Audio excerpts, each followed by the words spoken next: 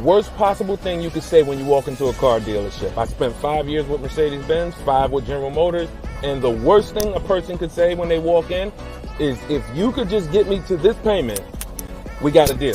So your loan's probably still like 19, which means you got to pay to get out. You're upside down. It's called negative equity.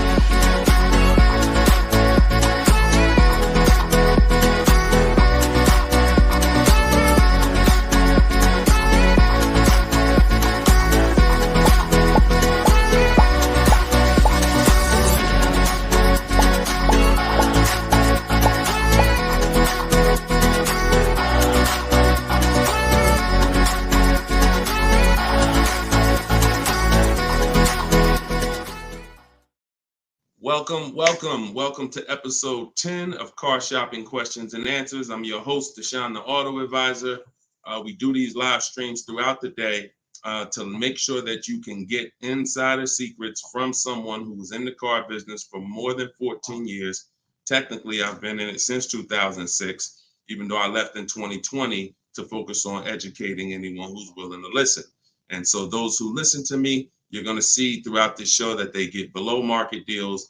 They get cars in 30 minutes from home. They're not going back and forth with negotiating. You don't need down payments. Everything that you may have thought you knew about car buying, quite honestly, a lot of that is going to be dispelled on this broadcast. But we're going to make sure that you know how to get to the money, where the hidden money is in your car deals, and quite honestly, how much you've been overpaying by not having this information. So come on in. I have my man Dolan moderating. We're live on 4 platforms. You guys can start typing your questions. And while we get the first couple questions coming in, let's do some housekeeping. If y'all could, if you're going to spend some time with us on TikTok, if y'all could start tapping the screen, running the likes up so we can let TikTok know that we're about to talk some serious business here. And it lets TikTok know that they need to get some more people over here. So also, you want to share this with your best friend. Last thing you want is for you to use these strategies, save a ton of money, and then your friend a year from now is telling you how they got a car and they got ripped off and they lost thousands of dollars. And then you tell them about our show and they're like, wait, why didn't you tell me about that last year when you were watching? So tag your best friend. Shout out to the sharers. Also, while we're waiting for the first couple questions, let's do some housekeeping. Some of you don't know me. My name is Deshone the Auto Advisor. I'm the author of the new digital book, Cars from Home, 7 Steps to Saving Time, Money, and Avoiding Dealerships. We're rated 4.94 on Goodreads.com. Thank you to everyone who's rated the book. And we just got another rating, which is awesome. We appreciate it. And I'll read a little bit of it just so you could understand the magnitude of what's in this book. And everyone can get it for 75% off while you're here. But this one just came in. It says, this book is outstanding, a must-have for anyone seeking to buy, lease, or even sell a car. It's presented in a very professional, easy to follow, step-by-step manner that covers every situation from buying, leasing, paying cash, using credit, good credit, bad credit. Although I've purchased and leased several cars in my lifetime, I learned new tactics to obtain the best value for my money. Let's go. Appreciate that review, Barrett. Thank you so much. So everybody, you could get yours in my TikTok bio or my Instagram bio. You won't leave the broadcast, but get there before the 30 minutes is up so you can get your 75% off.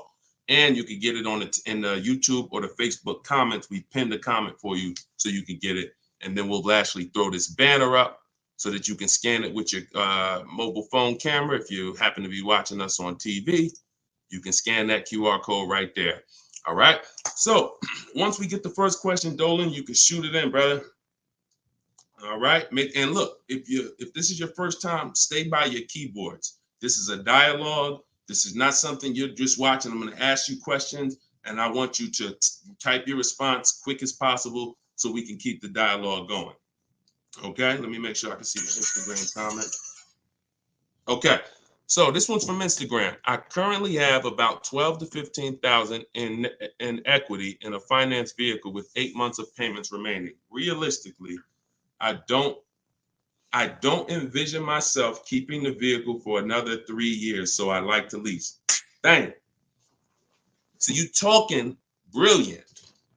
You're talking brilliant. See, everything you thought you learned, who's heard people say never lease? Let's get some, I'm in rare form tonight. I'm feeling very aggressive, but I'm gonna stay calm and cool. Who's heard you should never lease a car? Type me in the comments. I told y'all, stay by your keyboards so I could understand who I'm talking to. If you were taught never lease a car, type me. Okay, I see you, Maya. All right, I see you, Jet Beauty Jenny. Okay. I see you, Calvin. All right, Calvin on Facebook. I see you, Lady Gal. So every single one of you who were taught that, those people owe you money. Because if you're not keeping your car 8 years, it's impossible to get a great deal if you didn't lease. There's only one exception, and that's if you're buying very inexpensive cars. I call them smart cars, saving money at the right time. $7,000 cars, $5,000 cars, $10,000 cars, that's different. $3,000 cars. But if you are buying relatively new 3, 4, 5, 6-year-old used cars and brand new cars, and you're not keeping them 8 years, you've lost thousands already. So I want you to stop that tonight. So I'm gonna make a claim. I don't mind if somebody makes a very bold claim like the one I just made, but you got to be able to support it. Let me show you something. So Tope got a lease on a BMW $690 a month. It's a $54,000 car. Now somebody else might have that car just like that. You might be watching saying, Deshone, I got the same car. To purchase this car, and what you're going to notice about how I want you to learn, you're going to learn to look at deals with no money going into them. Okay? See, where the confusion comes in is when down payments start coming in. When you start evaluating deals with no money going into them, you can evenly measure them. It's apples to apples, even in different scenarios. So no money down, she's driving a $54,000 BMW. Now she used our system. She got bids. So she didn't negotiate for this. She stayed at home and let these deals come to her. That same car would be $1,100 a month to buy, because some of you know every $5,000 on a purchase price, every $5,000 that you're going to borrow on a loan, on a 5-year loan, is about $100 a month, depending on the interest rate. Now, I want to give you a scenario that will never happen, but I just want to hammer home that if you didn't lease, but you should have leased, you can't get a great deal. And we're going to stop doing that. Now, watch this. Let's say you happen to walk in and you're looking at the same BMW Tope got. Brand new BMW, never driven before. What would be an unbelievable discount for that vehicle? You just so happen to catch a deal asleep in desperation mode. He says, look, I got to get rid of this car right now. What would be an unbelievable discount off a brand new BMW? Like the best deal that you could realistically get, where you would say, man, he took off all of that money. Throw some numbers out there. I'm about to prove my point. Why it doesn't matter how much money you save. If you put your deal on the wrong foundation, you can't get a good deal. Throw some numbers out. You see? Come on. Look, okay, y'all must be thinking. Okay, Coco Love, I like that. 20% off. I like that. So 20% off a brand new BMW. Can we all agree that if you walked in, you got 20% off a brand new car? That would be like, okay, Ted Chu said the same thing on Facebook. I like that. So let's just say, I'm going to pull up my calculator, right? Pull up my calculator. She walks in, brand new BMW, $54,000. She gets it for 80% of what it costs. That's $43,000. I just told you every $5,000 is about how much per month? $100. So once we put our tax in here, let's not even put all the tax. Let's just round it up to 45. Tax is probably going to take it up to 46 with fees, 47. Let's just say 45. 45,000, y'all. Our payment's $900 a month. 5-year loan. That's with an unbelievable, never before seen discount. Remember that too. What is Tope paying? No money going into the deal. Do you see what I'm saying? Or if it's clicking, type clear. If it's clicking, that's an unbelievable, unheard of deal. Brand new BMW, desperate price. Please take it. I'm paying you to take it. Take 20% off the price. Here you go. You leave thinking, man, I won. I'll never get a deal like that again. What's my payment on this thing? $900. Take a 6-year loan. It's probably $800. Toke fan $690. This is what I'm talking about. It is it does me or you no good for me to show you how we get bids, how we make dealers bid for our business, how we shop for new cars, how we shop for used cars, how we make banks and credit unions bid when you miss this. Lease, if I don't lease and I should have leased, no way to get a great deal. So that's why, and we could throw one more scenario in here, because some of you like Deshone, but I don't buy brand new cars. I know what you're thinking.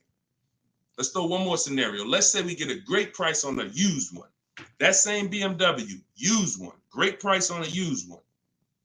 Let's say we knock 35, 40% off the price. 40%. Say we find a 40%.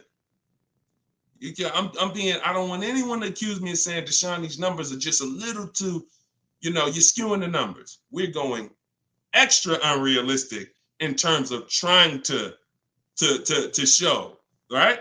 So we get a nice BMW, new, good mileage. We knock 40% off that price, $54,000. We pay 60% of what it's worth. That's $32,000 we're paying. With taxes, it puts us at $35,000. What's our payment? $35,000 on a loan. Every $5,000 is $100 a month. What's the payment? I got you, Jet Beauty. I'm doing this for you. She said, one more example. I gave you the brand new lease that Toke got. I gave you the brand new. It doesn't matter. You could go and be not tons of money off on a new one. And here's the used one. $35,000. Every $5,000 is $100 a month. For payment $700 a month. So people are pulling up. Imagine 3 people pulling up side by side. Toke is in her new BMW 2024, paying $690 a month, no money down. Another buyer pulls up next door that never learned about leasing, but is not keeping their cars long term, because there is a place for buying. It's not about, everyone should be leasing. It's the 8-year rule. I'm talking about you short-term people. You're not keeping your cars 8 years, yet you believe the lies that you shouldn't be leasing. We're going to scrap that tonight. If you're willing to unlearn, tonight will be the last day you believe that bad information. So $690 a month, Toke pulls up. Someone pulls up next to Toke, got a phenomenal deal, think they won. Hey, we got the same car. Oh yeah, man, how much you get? You're not gonna believe this. The dealer gave me 20% off this thing. Oh, that's incredible. How much is your payment on that? Oh, I'm paying $900. Oh, really? Okay. Yeah, no money down though. No money down. Okay, what you paying? I'm paying $690. No money down. Oh, okay. Wow. Other person pull up in the used one. Oh, y'all got the new versions. That look good. That look real good. How much y'all paying? Oh, I'm paying $690 for the new one. Oh, I'm paying $9.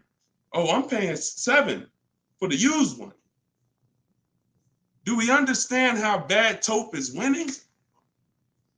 So you keep believing that old information. It's cost you thousands of dollars. Cost your family thousands. I hate to be the bearer of bad news, but I'm also the bearer of good news. Because if I don't tell you, who's going to tell you? At least now you can actually make the changes and actually change your behavior and stop listening to people who rant about things but never talk numbers. Never talk numbers. They just rant and say, don't do this. Always do this. Never talk numbers though. So this is it.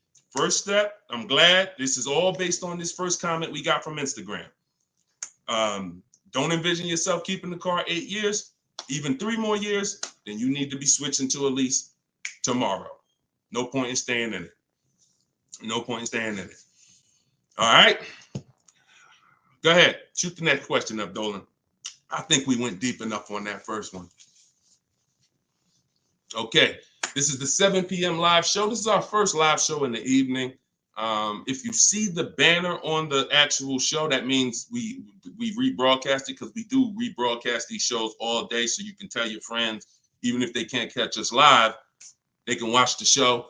But yeah, right now we're live, so keep typing your question. Look, Marika said, "Wow, I understand. Yeah, I understand. You're pulling back the veil." All right, this one's from Instagram. What's your opinion on the current car market with leasing? See, I can show you better than I can tell you. Those who don't know how to get great deals, there's no deals to them. We've been hearing this since the very, very beginning.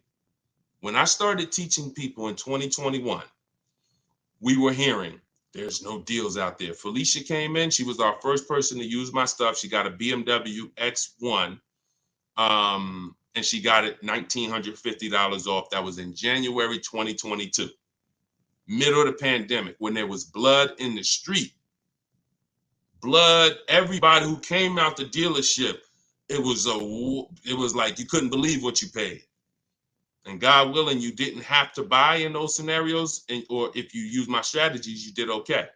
But those who had to buy, I told you how dangerous it was back then, because dealers were charging 5, 10, 15 grand over sticker and getting it.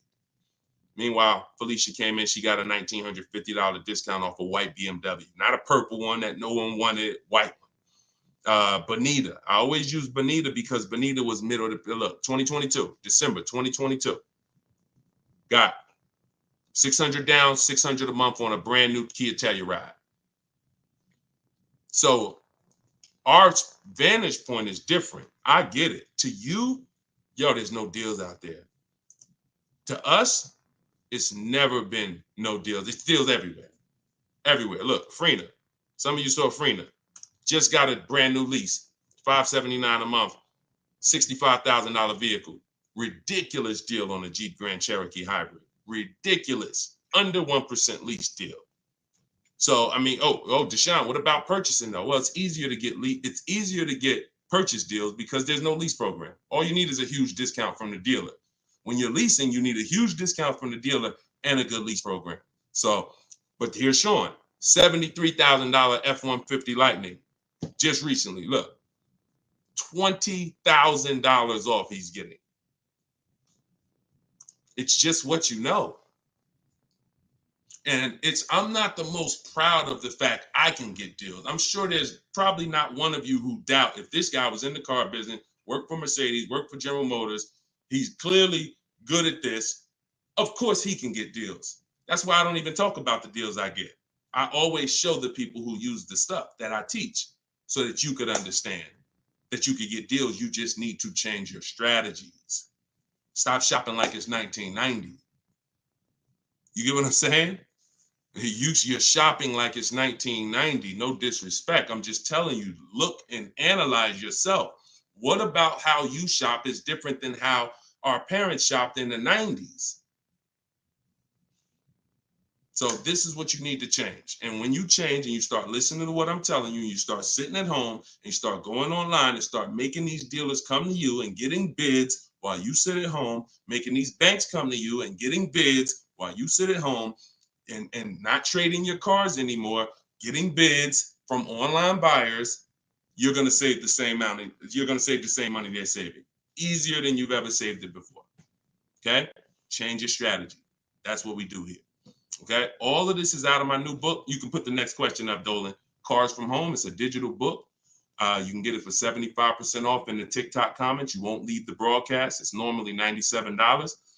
But you get it for $24 as long as you get there before the 30 minutes is up and be in your inbox. Same thing in my Instagram bio. Click the link, grab your copy, and then we got comments in the comment section. We have the link pinned for you guys on Facebook and YouTube, so you can get your copy for 75% off. Okay. TikTok. How do I know what the percentage is for lease deals for Mercedes-Benz? When I return my lease, do I have to replace the tires and brakes? If they're bald, yes. Or you're just going to pay for them. And the same thing that would lose you money if you own the car, lose you money if you're returning the lease. If you have a big dent on a car and you go to sell it, people are going to take off money for that, right? If you go and sell a car and you like, hey, yeah, I want to sell this car, and everybody looks and the tires are completely bald, they're going to take off money for that, right? Exactly. So you have to, now you don't have to run, now most leasing companies give you wear and tear. So I know you may have been thought, oh, I got to keep a lease perfect. No, absolutely not. They give you normal wear and tear. They allow you to have normal wear and tear, scratches, dings, you can even run the tires down pretty low. But when you start getting excess wear and tear, bald tires to the point where they're dangerous, dents, big dents, cracks in the glass, this stuff you're going to be billed for. And that's perfectly natural. Now, in the case of what is a good lease deal for Mercedes-Benz, it's not brand specific. Watch this, y'all. A good lease deal is a good lease deal no matter what. See, the name of the game with leases, if you're not keeping your cars 8 years, because there's a different way to win with cars, and that's keeping them long enough to where they're not depreciating a lot anymore.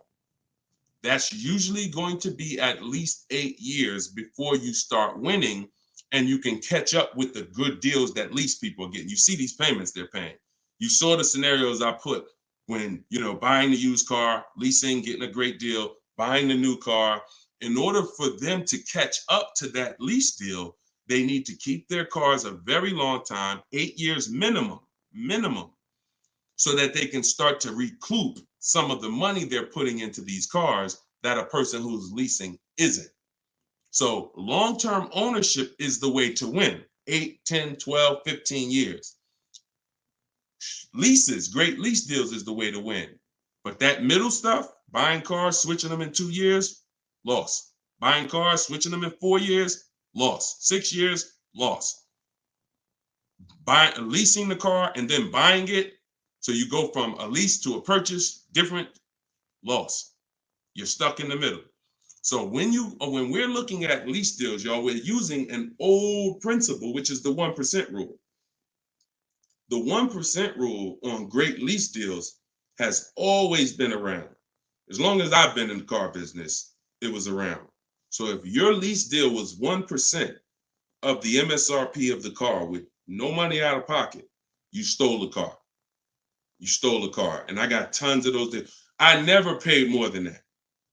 Before 2019, that was my last time I leased, I had 4 Infinities, and I had 2 Pontiac G6s when I was with GM, and I had a Jeep Grand Cherokee. Those are the cars that I have leased. Matter of fact, I only leased one of the Pontiacs, then I bought a used one. So I had 1 Pontiac, 4 Infinities, and 1 G6. And 1 Jeep. 6 leases I've had, all under 1%. So that's a steal.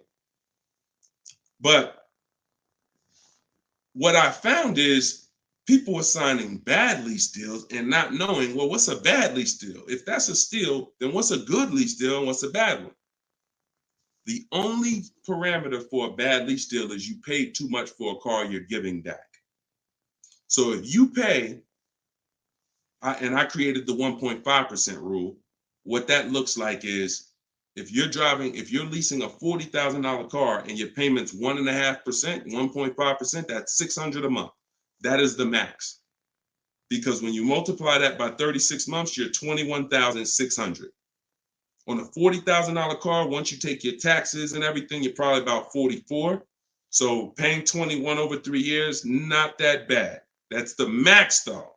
That is the max. Max, you don't go into a dealer, hey, man, you got to get me under 1.5%. No one who's learning from me has a goal to be at 1.5%. If that's the best deal out of all the offers we get, then that's different. But once you go over 1.5%, look, $650 a month, that same car, you're paying $23,000 for. You're paying more than that for a car you're giving back in 3 years. So this is why we had to have that. Now, between 1% and 1.5, that's a good deal. Between 1% and 1.5, good deal. And what's going to dictate where you land on that spectrum is if you're getting bids, because you're not going to get the lowest price from a dealer without getting at least 5 offers. I told you, 80% of dealers are overpriced. Remember that. If you can grasp that, I want you to type the number 80, because you need to understand 80% of dealers in the country are overpriced. I see you. I see you, Steven. Okay, I see you, 223 Apparel. All right, TikTok locked in. I see you. Okay, when you get that, then you're going to be much more aware that I cannot. I see you, I am Tashan F. Sir. You're going to be much more aware of why you cannot walk into a dealer thinking you're going to get your best deal. Because if there's 10 dealers on the street, 10, now what you should be saying is 8 are overpriced. So I can't gamble and walk in and think, because you can't negotiate and win with an 80% deal. Because their prices are so high, even when you get money off, you still lose. So that's where, so it takes two things to get great lease deals. You have to get bids while you sit at home. You talk to all 10 of those dealers online. I have the best system for doing that. You could do it your way if you want, but you need to do it. In my book is my scripts and my websites I go to. I go right to the dealer's website. What we say, you just type in what you want. Everything is copy and paste. But you do this so that you can actually get the offers and find out of your 10 dealers, who are the 2 that are the best priced. That's the whole goal. So you need that to get a great lease deal, a big discount from the winning dealer, and then you need a good lease program. That's what dictates where you're going to fall in that spectrum. You can't get below 1% without a ridiculous lease program. They really want to move the car, but 1.2%, 1.3%, these are happening all day long on cars that you all day long. All right, next question, Dolan. All right, Deshaun, I bought the book and followed your instructions for lease deals. I got a 1% deal quote. It's the best system. Buy the book. Best $24 you can spend, right? Precision Sound. See, I swear when I was putting the book together, I priced it at $97 because I said this book is going to save somebody so much money. It's not fair to have it priced like other books. I got tons of books here. I'll be honest with you. Not many of these books have actually saved me thousands of dollars. A couple of them have. A couple of them strategy, but they serve a different purpose in my life. This will be the book that you look at and say, that book right there saved me thousands and thousands of dollars. So that's the reason why it's $97. But you know what? I'm an author. I said, let's do a special thing. Everybody who jumps on the welcome offer, you could get it for the price of a regular book. There you go. But I'm glad. 1% lease deal. Congratulations. Great job. Enjoy it. Enjoy it. All right, next question, Dolan. Can you use your system out of state? Ted, great question. You're going to find that you're going to become very comfortable dealing with dealers out of state. Because, and I'm going to tell you the truth, a lot of dealers that are close to you, when they see your zip code, they've already determined and made up in their mind how much they're going to discount, or if they're even going to discount, based on where you live. If you're 20 minutes from them, why do I need to give you a discount when I know the average person shops 2 dealers before they buy? Now, I don't want you to be average. Let the average people get average deals and above market deals, but you're not going to get below market deals doing average things. I'm gonna say that again. You're not going to get below market deals doing average things. Most dealers know, this is NADA research. This is the company that studies car buyers. People shop 2 dealers and then they buy. So if I'm sitting here watching you and I see your zip code, I'm not going to give you a grade, especially if I'm an 80% dealer. Forget it. But when you start talking to these dealers that are 45 minutes away from you, an hour away from you, now they'll never see you without the online tools. And what we want to do is these smaller dealers that are usually that don't have the foot traffic, we want to give them the opportunity because they want to be able to compete with the dealers in the city. And if it's up to walking in, they'll never have that opportunity. But when it's online shopping, they get the same opportunities, and they will sometimes take that opportunity and make sure they beat their competition. Going back to Sean's deal, very important to see this. Sean posted in our groups. We have a private group. He said, I haven't seen the other. I said, I haven't seen the other offers. This is when he showed me he was saving 20 grand. And he said, you know, what do you think about this? I said, you're saving 20 grand. But I said, I don't know what the other offers are. Because what if you could save 25? Don't get excited about one offer. You got to get 5. I sold a car, a Maybach, and years ago, it had a $20,000 rebate on it. What if this car had a $20,000 rebate? We don't know. So he said, look, I got 15 offers. See, the difference is when you're using an online system, you sit at home and you start learning how to go on these dealers' website, copy and paste what you want and get these offers. You're going to be like, dang, I could get 5 more offers just like that. So he got 15 offers. Now check this out. This is what's important about this question you just asked, Ted. I couldn't find anything under MSRP locally. He expanded his search to 150 miles and he found this deal. So a dealer that was over 100 miles away from him made him this offer.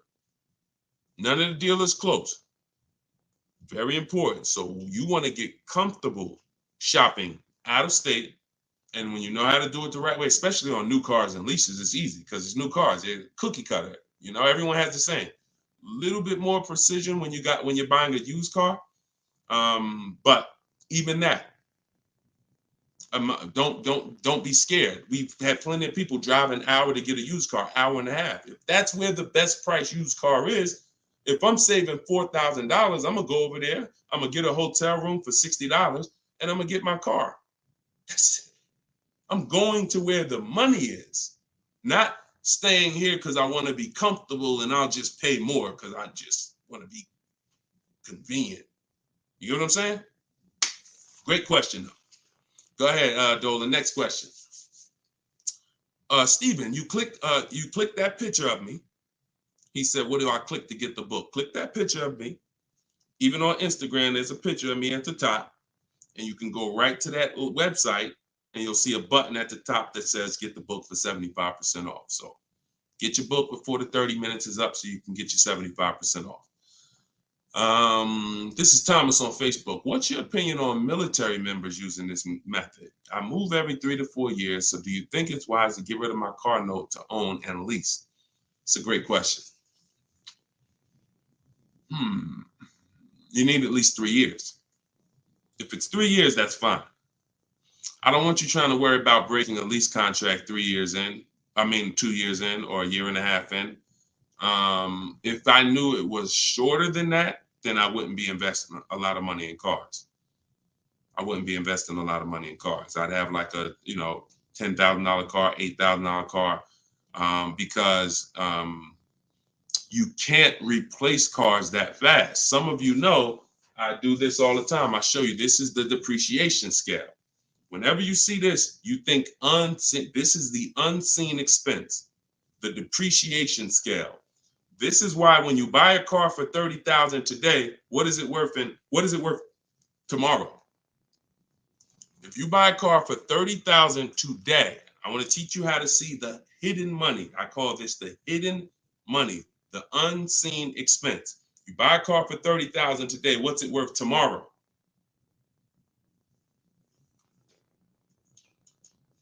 Throw some numbers out there. Let's see Instagram. I'm just talking 24 hours later. You bring the car back 24 hours later. Is it still worth $30,000? Right? Look, iHeart said 22. Maybe not that much the next day, but you could be. You could be 25, 29. Look, it's worth less, right? So now that's the beginning. Now you park that car outside your driveway a year. Don't touch it. Don't drive it. You paid $30,000 for it. Come back a year later. What's it worth? Now we're getting into those 25s, 22, 20. Look, you never drove it. You didn't drive it one single mile. That's what we are. And look, that's happening the first 5 years that you have the car. Now, there's one exception, Thomas, if I'm you. If I can get 3 to 4 years, I'm leasing. No doubt about it. 3 to 4 years, I'm leasing. Now, your goal is to, if you got to make a move, you don't want to lose money and you don't want to have a bunch of negative equity. So what you can do, what I would suggest you do, if you don't have the 3 years, then I would buy a pre-owned car. I wouldn't even go with a $10,000 one. I just make sure I get a great price on a pre-owned car, so that with pre-owned cars, you can swap out and you don't lose. Compared to someone who's leasing, though, you will, because you're going to pay about the same amount they're going to pay, but they're going to have a brand new car and you're going to have a used one. But that's the risk you have to take, because if you try to lease and then you end up having to get out of it in a year, no, can't break that contract that easily and you're going to lose money. So if you got 3 years, I'd lease for sure. If you only got 2, then I get a great deal on a pre-owned car. And then that way I'm safe. If I do need to get out of it, I can sell it and probably break even within a 2-year period, because it's not going to depreciate as much as a used car. I mean, as much as a new car. Okay? If you got 3, 4 years, man, lease. When a lot of you, when you realize I'm not talking to you who are keeping cars 8 years. If you have a car outside your house for 8 years or longer, type me. Matter of fact, type K. We call that a keeper. You got to be able to distinguish the difference in these scenarios. Anything outside your house for longer than 8 years is a keeper. We're not even comparing leasing. But when your kids come to you and say, Mom, Dad, I want a car, we don't automatically make them, this is going to be a keeper. You're going to keep this thing for 8, 9, 10 years. No, I'm not. I'm going to keep this car maybe 5 years. Okay, then you should be leasing. Okay, your spouse. Me and my wife did it all the time. We had one car that we bought. That was the Pontiac G6. And then we would lease a car and we would rotate the lease.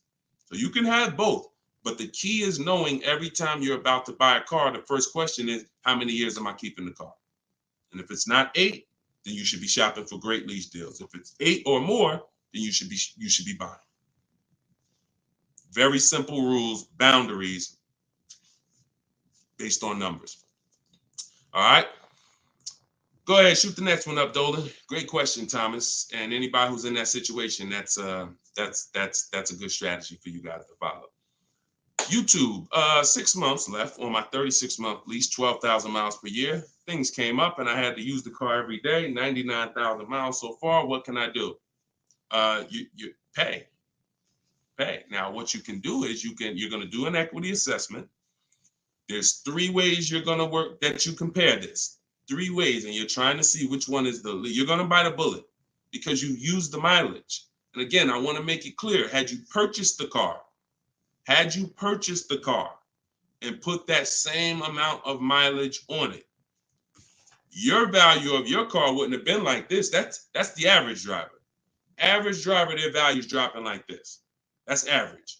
You lose, a couple thousand every year, 5,000. You lose percentages. 20% the first year, 15%, 10, 12%, 10%. That's the average driver. If you bought it, you'd have lost probably 25% in 1 year based on the way you drive. So it's not a matter of, I leased, I shouldn't have leased. No, this is what happens if you don't cater the lease to the lifestyle. And sometimes you have a lifestyle change, but it doesn't change the fact we have to account for the mileage you use. So we're going to do an equity assessment.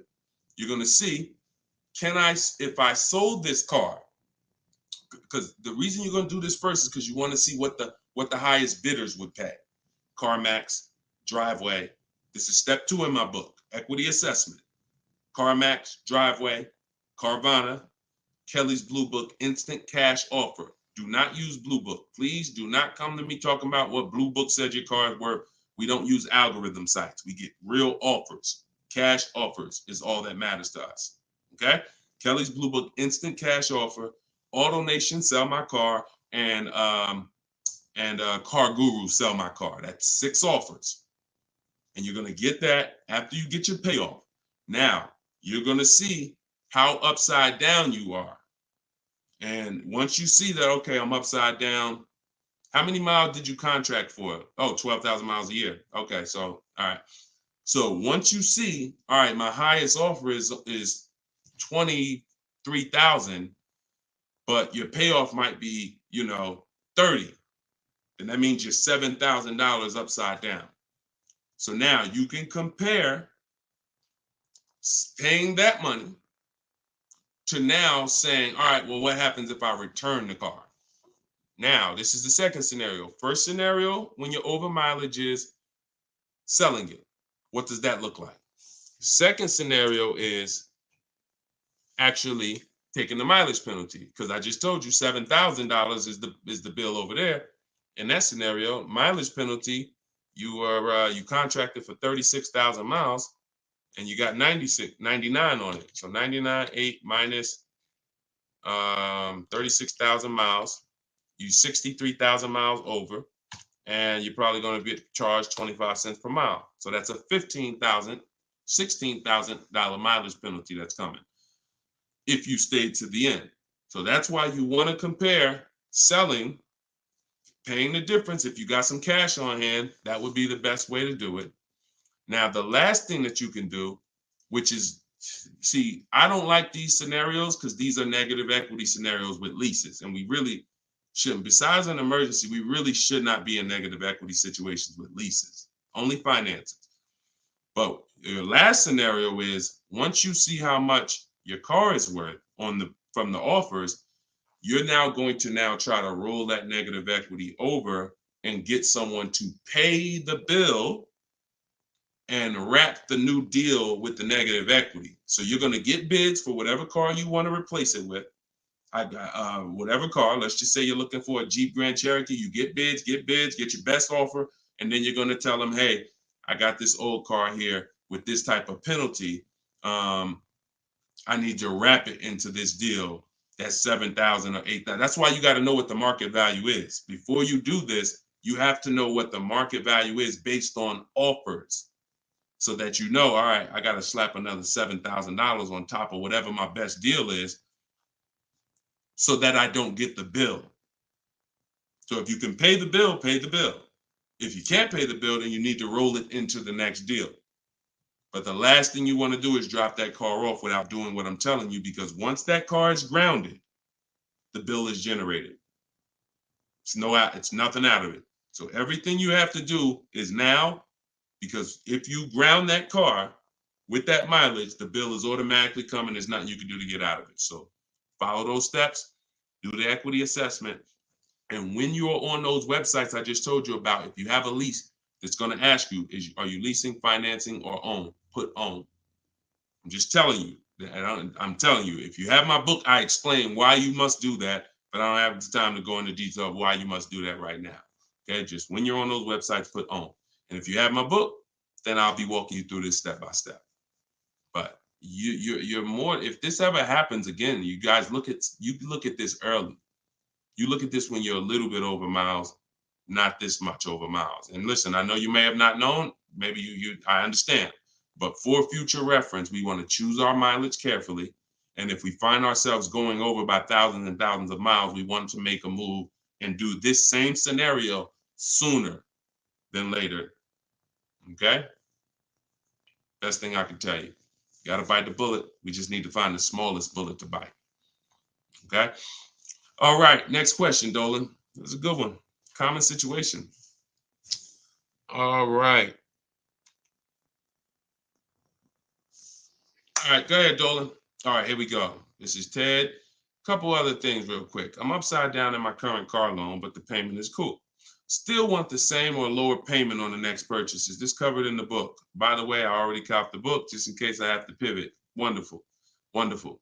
So I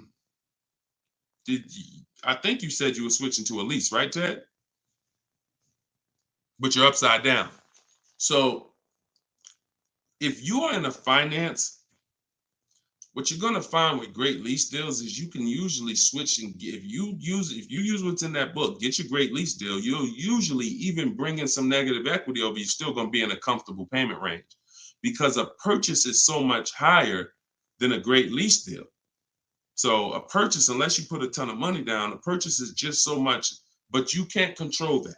All you can do is do your equity assessment, like I walk you through in the book, and then determine what you're going to do with the negative equity. Pay the difference or transfer it. And once you're transferring, you get your bids, and then you bring your negative equity on top and you see what it is. There's no point in worrying about what you can't control. But I can tell you that most times, switching from a lease to a finance to a lease, you're getting more car and you're usually dropping your payment, especially if you buy new cars. If you buy new cars, forget it. You're dropping your payment dramatically. So you can still move negative equity over. But even on used cars, you're going to see that just going from a finance, you saw the scenarios. If you were here at the beginning of the show when I started those 3 scenarios, you saw how different the payments were. So that lease gives you so much room to customize, bring over some negative equity, and still be better payment-wise than purchasing. Okay? So yeah, keep me posted, man. Make sure you send me your success story. Thomas just got the book. When will the next session be for the step-by-step breakdown? I don't do a step-by-step breakdown. Look, I'm talking to the public, and here's what I won't do, because it's just not fair. I'm not going to spend a lot of time talking to people who have the book, because the book is step by step. Every now and then, Dolan pulls a question in, great, but I'm talking to people who don't have the book. I'm not going to make the whole show talking to people who have the book, because quite honestly, like I said, I got a lot of books up here. I can't talk to one of these authors. If I'm reading something from, this author over here, but the book is set up in a step-by-step way. So just use it and win with it. All right. Go ahead. Shoot the next question up, Dolan. It just would be corny. That'd be corny. Oh, he's only talking to people that got his book. No, we're not doing that. DJ Flair, YouTube. I haven't gotten APR under 1.4 on a lease. Should I settle? How many offers do you have? Now I'm looking at the comment section, DJ Flair. I need you, if you're going to ask a short question and then I'm asking you a follow-up question, I need you to type fast. And that's a quick look. Number, send. 3, send.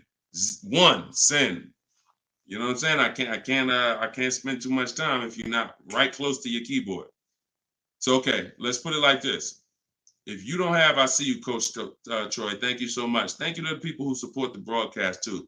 I appreciate it. And shout out to the sharers. Shout out to the sharers. I see you, Body Gang Nunu. Thanks for everybody that's sharing the broadcast. Your friends will be mad at you if they find out you've been using this stuff and you didn't tell them, especially your best friend, your closest friend. If you've been using this stuff and you didn't tag them, go ahead. Go ahead, type your question, Coach Troy. We'll get to you. All right, I don't think DJ Flair's tapped back in. So here's the thing. The only time we're settling on any lease is when we have at least 5 offers. Because when you shop the right way, and anyone who shopped using my stuff can attest to this, when you shop the right way, you're going to see on a regular lease, any vehicle you name, you're going to see $150 to $200 a month difference. I told y'all, I'm not just telling you 80% of dealers are overpriced. You're going to prove it to yourself. 80% of dealers are overpriced, and you're going to prove it to yourself when you look at all those offers and you see that one dealer is at $450, another dealer is at $490, another dealer is at $530, another dealer is at $590, another dealer is at $6. We've been doing this. I've been working with people since 2021. I got over 1,600 people in my personal, coaching program, and we got thousands of people that have the book. So when we get the offers, that's what we see. So the only way we will settle on a 1.4% lease is if we know that's the lowest offer in the market. And the only way we know it's the lowest offer in the market is I'm looking at the other lease deals. Oh, that one's 1.5. That one's 1.7. That one's 1.75. That one's 1.8. Now I know 1.4 is the deal. Let me get this up out of here. This is a great deal on this particular car. That's the only way. Okay. Next question, Dolan. Great question. I'm on the fence about joining maps for my truck purchase. Can you elaborate on how it's different than following the book?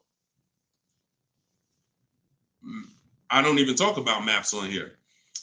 Maps is Maps is my book and video with me coaching and Zoom calls and a private Facebook group. Totally different. And again, that's another reason why I can't get too big into giving questions and answers. Look, the book is there. It's $24. It's step by step. People have used it, gotten to success. That's why we're rated 5 stars, 4.94. But that's why we're rated high. That's why people are writing me. Look, we just got this today. So when I get this stuff like that, the only time I'm going to engage with thousands of people who got the book is when I know the book is not really complete. It's not complete, but we know the book's complete. So when Tiffany sends me this, look, I just got this from Tiffany. Look. I believe we got a great deal. Look, 2024 Mazda CX-90, $44,820 on the sticker. Discount was $6,530. That's ridiculous. That was her best offer of all her bids. $65,000. She saved 15% off the price of the car. Brand new car. She just sent me this. So some people are like, Deshone, you know what? I can follow the book. This is my thing. You laid it out step by step. Step 1, 2, 3, 4, 5, 6, 7 is delivery. Step 7 is literally getting ready for delivery. So, but Maps is totally different. Maps is the program I launched in 2021 that I work personally with people. We do coaching calls, and we and everything in the book is in video form. So you're not reading, you're just watching step-by-step video. So you could email me about that, and we can talk about that another time. All right? You get what's right for you. Go ahead. Next one, Dolan. All right. What if you drive too many miles daily? You just pick your miles. You choose your miles wisely. You can see, here's what I want you to understand.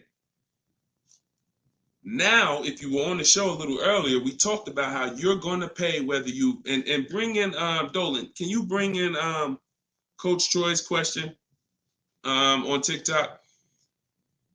Here's what you have to be very clear on.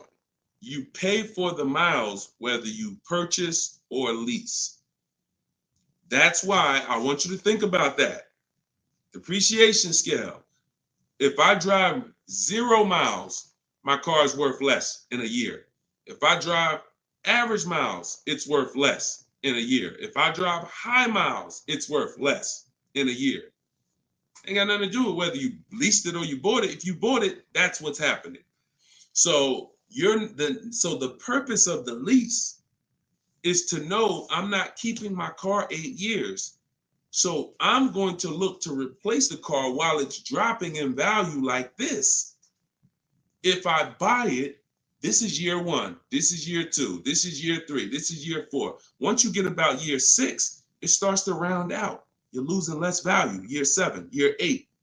But you still need to catch up to the person who leased because they haven't put all this money in the car that you have. That's why it's the 8-year rule. But if you're like, Deshone, I know I'm not keeping the car 8 years. Your goal is to beat the depreciation in. How do I get a car without taking this type of loss? That's a lease. That's a great lease deal. Not an average lease deal, not these commercials. None of these lease deals y'all saw in the show today was based on a commercial. Nothing. They were probably thousands better. Do never look at commercials and think, oh, that's a lease deal. Absolutely not. Absolutely not. So what you're going to do is you're going to assess your miles, see how much you drive to work and back, how many days a week, and you're going to add that up over the year, and you're going to come up with a number. And if it's $18,000 a year, great. I worked for Hyundai for 6 weeks, and I keep the story short, but I worked for them for 6 weeks. I was a manager there.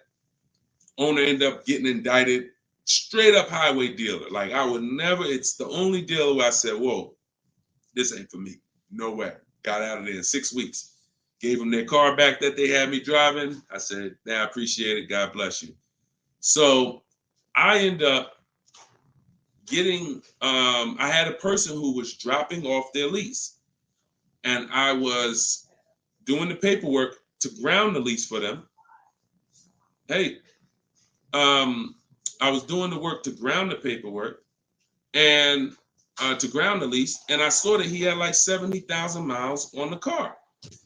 And I said, "You lease this?"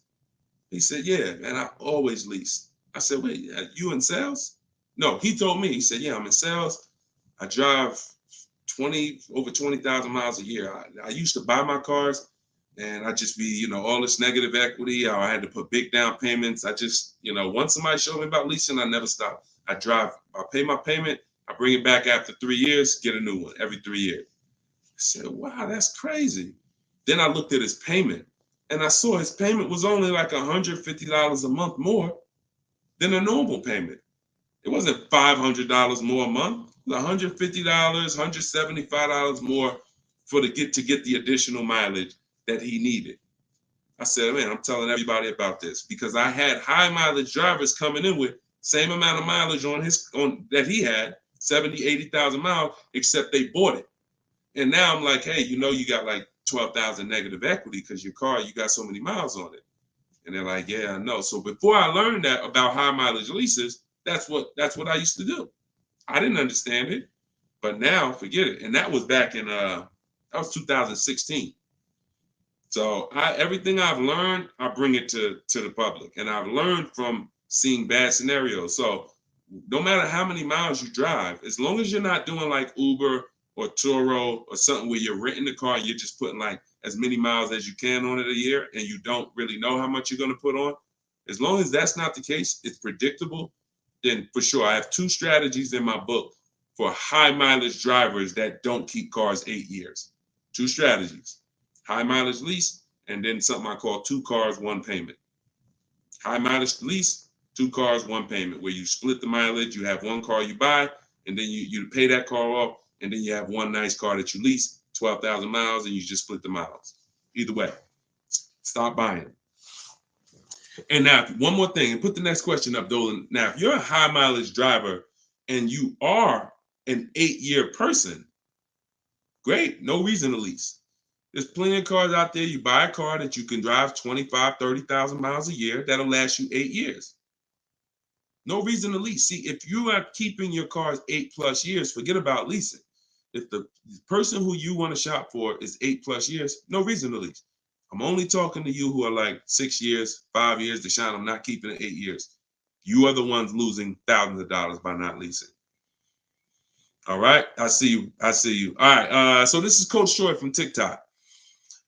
And we're live, y'all. Just in case you know, we're live for a couple more minutes. This is our 7 p.m. live. We, whenever you don't see the banner on top, you know it's live.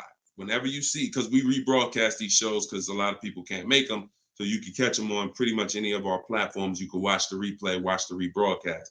But we are absolutely live right now. So for a couple more minutes, you can type your questions.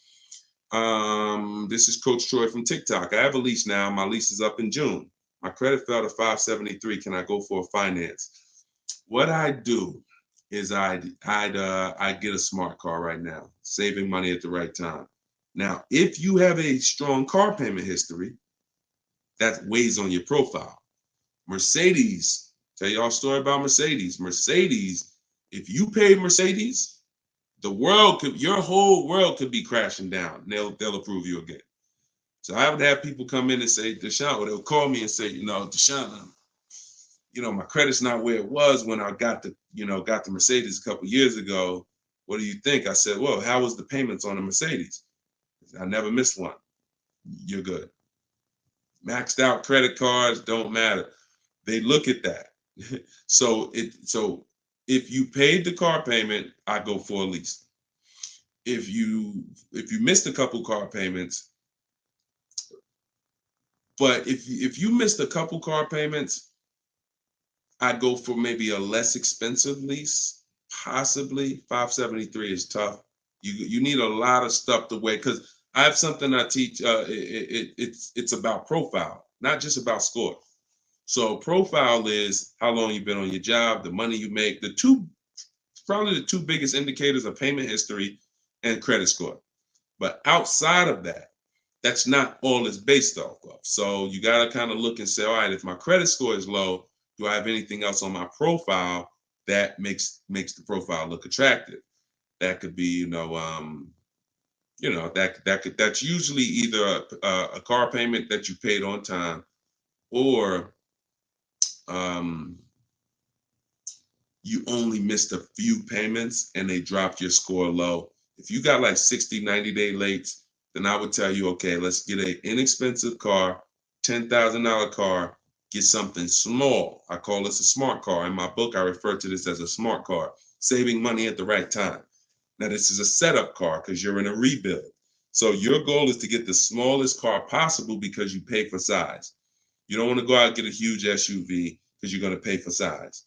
If you get something that was brand new, 25,000, I would get it, finance it, try not to get something too old. But the only way you're going to need to get something old is if you're trying to buy an expensive vehicle. If you're trying to buy a Jeep Grand Cherokee that's $45,000 brand new and you're trying to get it for 10 grand, you're going to need it. Old one. And that's usually a sign that we're looking at too much car. So, but if you need an SUV, that's different. But your goal is to sacrifice, get the least expensive quality car. It must last 2 years. Hit the payment history on point. Don't miss a payment, and then you would switch to a lease. So I don't know enough about your scenario, but I kind of gave you a little bit. And in my book is the details of this: the smart car strategy, and shopping for a lease, and looking at your credit profile. So based on where you're at, you make your move. But either way, it's fine. It's not the end of the world. Tons of people are going to be rebuilding now. Just make sure you're doing it right so that you don't set yourself back with your next car. You want to set yourself up. And a lot of people, when they're in a tough situation, they make another decision that actually sets them back. Okay? Go ahead. Next question, Dolan. Okay, I see. High pride BMW lease. Thanks, Coach. Forget about the gifts. Just get the book. I appreciate you sending the gifts, but I'd rather you have the book because I want you to win.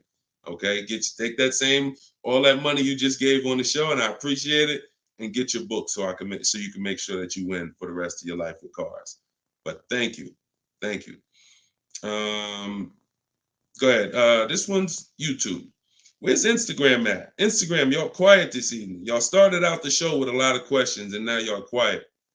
Let's go, Instagram. Type your question. And the thing about Instagram is, if you hit that little paper airplane next to the comment box, you can share this with like 30 of your friends. And I guarantee you, every single one of them will thank you. Every single one of them. We don't dance. We don't tell jokes over here. All we do is talk big money. Guaranteed they'll thank you. So, all right. This one, Diana from YouTube. Am I liable for a vehicle that I didn't take possession of? If the paperwork has been sealed, signed, the bank has been notified, if there's a bank involved, you can be, just because you didn't pick it up, but you would have had to sign all paperwork and basically have them turn that paperwork in, which would start the motor vehicle processing, where they're going to register the car in your name. Once this process has moved forward, whether you took the car or not, that vehicle is linked to you. In which case, yes, you are liable. But it depends. I hate buyer's remorse. Buyer's remorse sucks, y'all. Buyer's remorse you only get buyer's remorse two ways. You got a bad car or you got a bad price, or both. So you need boundaries to get good cars, quality cars. Choose the right cars that you're going to like, going to love, going to enjoy, so that you don't regret the car. Boundaries to make sure you get a quality car, not a car that's going to be in the shop, not a car that's going to break down. Boundaries. You need strategy to make sure you actually get enough offers, so when you accept the offer, you paid the lowest price possible. Offers. So those two things, two types of buyer's remorse: the car and the price. The car that you're shopping, how you shop, choosing cars, taking your time, knowing what websites to go to make sure the car is quality, going to test drive the cars if you're leasing or buying a new car. That's the shopping boundaries. That's how you make sure you don't get a bad car. When you're looking at a used car, narrowing it down, title history, service records, accident history, and then the strategies. The other buyer's remorse is, I don't like the price. I think I could have paid less. I think I'm overpaying. I'm not comfortable. That comes from getting bids and looking at multiple offers. Got to use this. If you don't use this, that's going to continue. It's impossible for you to eliminate that without those two strategies. Boundaries, shopping strategy. Okay? I hate buyer's remorse. Go ahead. No problem, Coach Troy. I appreciate you. Go ahead, Dolan. Next one. Okay. Oh, we got another success story. Let's go. Okay. Thank you, Gina. YouTube success story. Just ordered a 2024 BMW X3 M40 for almost $4K off MSRP plus $3K military discount. Would have never thought about this being possible. Followed your car shopping for people who hate car shopping book. Don't make me drop the microphone up in here. Gina, $7,000 she's saving from home, getting bids. See, look, I love this. I love this. This is empowerment right here. Forget all that other stuff. Forget all the other stuff. Is if you use something and it does not save you money, throw it out. But you got to use it. I knew that if you're willing to use what's in my book, if you are willing to take it, trust my process, these are the results. You don't have to be me. You don't have to be Deshone. Gina's not me. Gina didn't even know about this a month ago. Got the book, used the step-by-steps, saving $7,000 off a brand new BMW M40, X3 M40. Come on. Come on. Congratulations. Enjoy it. Great job. I had dealers beating other dealers' prices. I see. Come on. That's the language that I want you talking. That's empowerment right there. There's no buyer's remorse. There's no potential for buyer's remorse. How? I got dealers competing. Yo, all right, you the best right here. You won. The heck? There's no room for buyer's remorse when people were competing, jumping through hoops. Hey, pick me. Here's my offer. Here's my offer. Here's my offer. Come on. All right. I love it. Good job, Gina. Okay, to everyone else who's like, what book did she use? That's my new digital book. It's called Cars from Home. It was originally called Car Shopping for people that hate car shopping, but now it's called Cars from Home. 7 steps to saving time, money, and avoiding dealerships. Has all my templates for new cars, used cars, leases, everything in there. And it's normally $97, but in my TikTok bio, you can get yours for 75% off. In my Instagram bio, click that link and then get your book. You'll pay $24 instead of $97. And in Facebook, YouTube, we got the comments. We got a comment pinned for you guys to get it. Go to deshonesbook.com right there on the screen. Or if you're watching us on TV, you can just scan that QR code with your mobile phone. I want the success stories. I love the success stories. Love it. All right, go ahead, Dolan. We got a couple more minutes. Go ahead. Next one. Okay, this one's Maria from Instagram. Apologies. I had to serial earlier, so I probably missed the answer. Do we include the fees into the payments when calculating the 1.5% rule? Absolutely. Now, the simple way is you don't have to worry about the fees. You're getting offers. Here's all that's important, Maria, when we're getting our lease offers. Total out of pocket is first month's payment only. If someone submits a deal with no first month's payment, you $2,000, $3,000, because some of them will do that. Can you please, resend the offer with just first month's payment? Then 12,000 miles per year. Then we're getting at least 5 offers. And then what we're doing is we're dividing the monthly payment into the MSRP. Dividing the monthly payment into the MSRP, not the selling price. Doesn't matter the selling price. The selling price is what affects the percentage. That affects the percentage. You need the MSRP so you can judge the deal. MSRP. Divide that into the MSRP. That's all you need to know when looking at lease offers. So I can look at 20 lease offers from 20 different people. As long as they are using the format that I told them to submit me the offer in, I can compare 20 offers in 60 seconds, maybe 2 minutes. Boom, boom, boom, boom. All right, this dealer made the best offer. Very simple. Don't worry about fees with leases. Just do those percentages. Everything else will slow you down. All right, great question. All right, wasn't it fun? Look, Precision Soundworks said, wasn't it fun following his steps? I just gotta put that on it. Listen, this game, oh man, come on. Wasn't it fun following his steps? Because you're in control. You're in control. It's fun being in control when you've been buying cars. You've been out of control for all your life. You felt intimidated. You felt like, oh, they're gonna get over on me. I'm gonna say the wrong thing. I'm gonna do the wrong thing. Now it's the total opposite. You're in control. So it becomes fun. My man. I love it. All right, go ahead, Dolan. Okay, this one's from TikTok. My brother totaled my car with only liability insurance. What should I do? Talk to the insurance company. Being underinsured is a real thing. That's called exposed. You're out there with exposure. So liability insurance, yeah, and hopefully it was a very inexpensive car, like a $3,000, $4,000 car. You know, I hope you weren't. You know, hope it wasn't like a $10, $12, $15, $20,000 car. This is why insurance exists. I'm sorry to tell you, like that's some of the worst scenarios. But you know, being underinsured is a real thing. You know, so make sure you're using.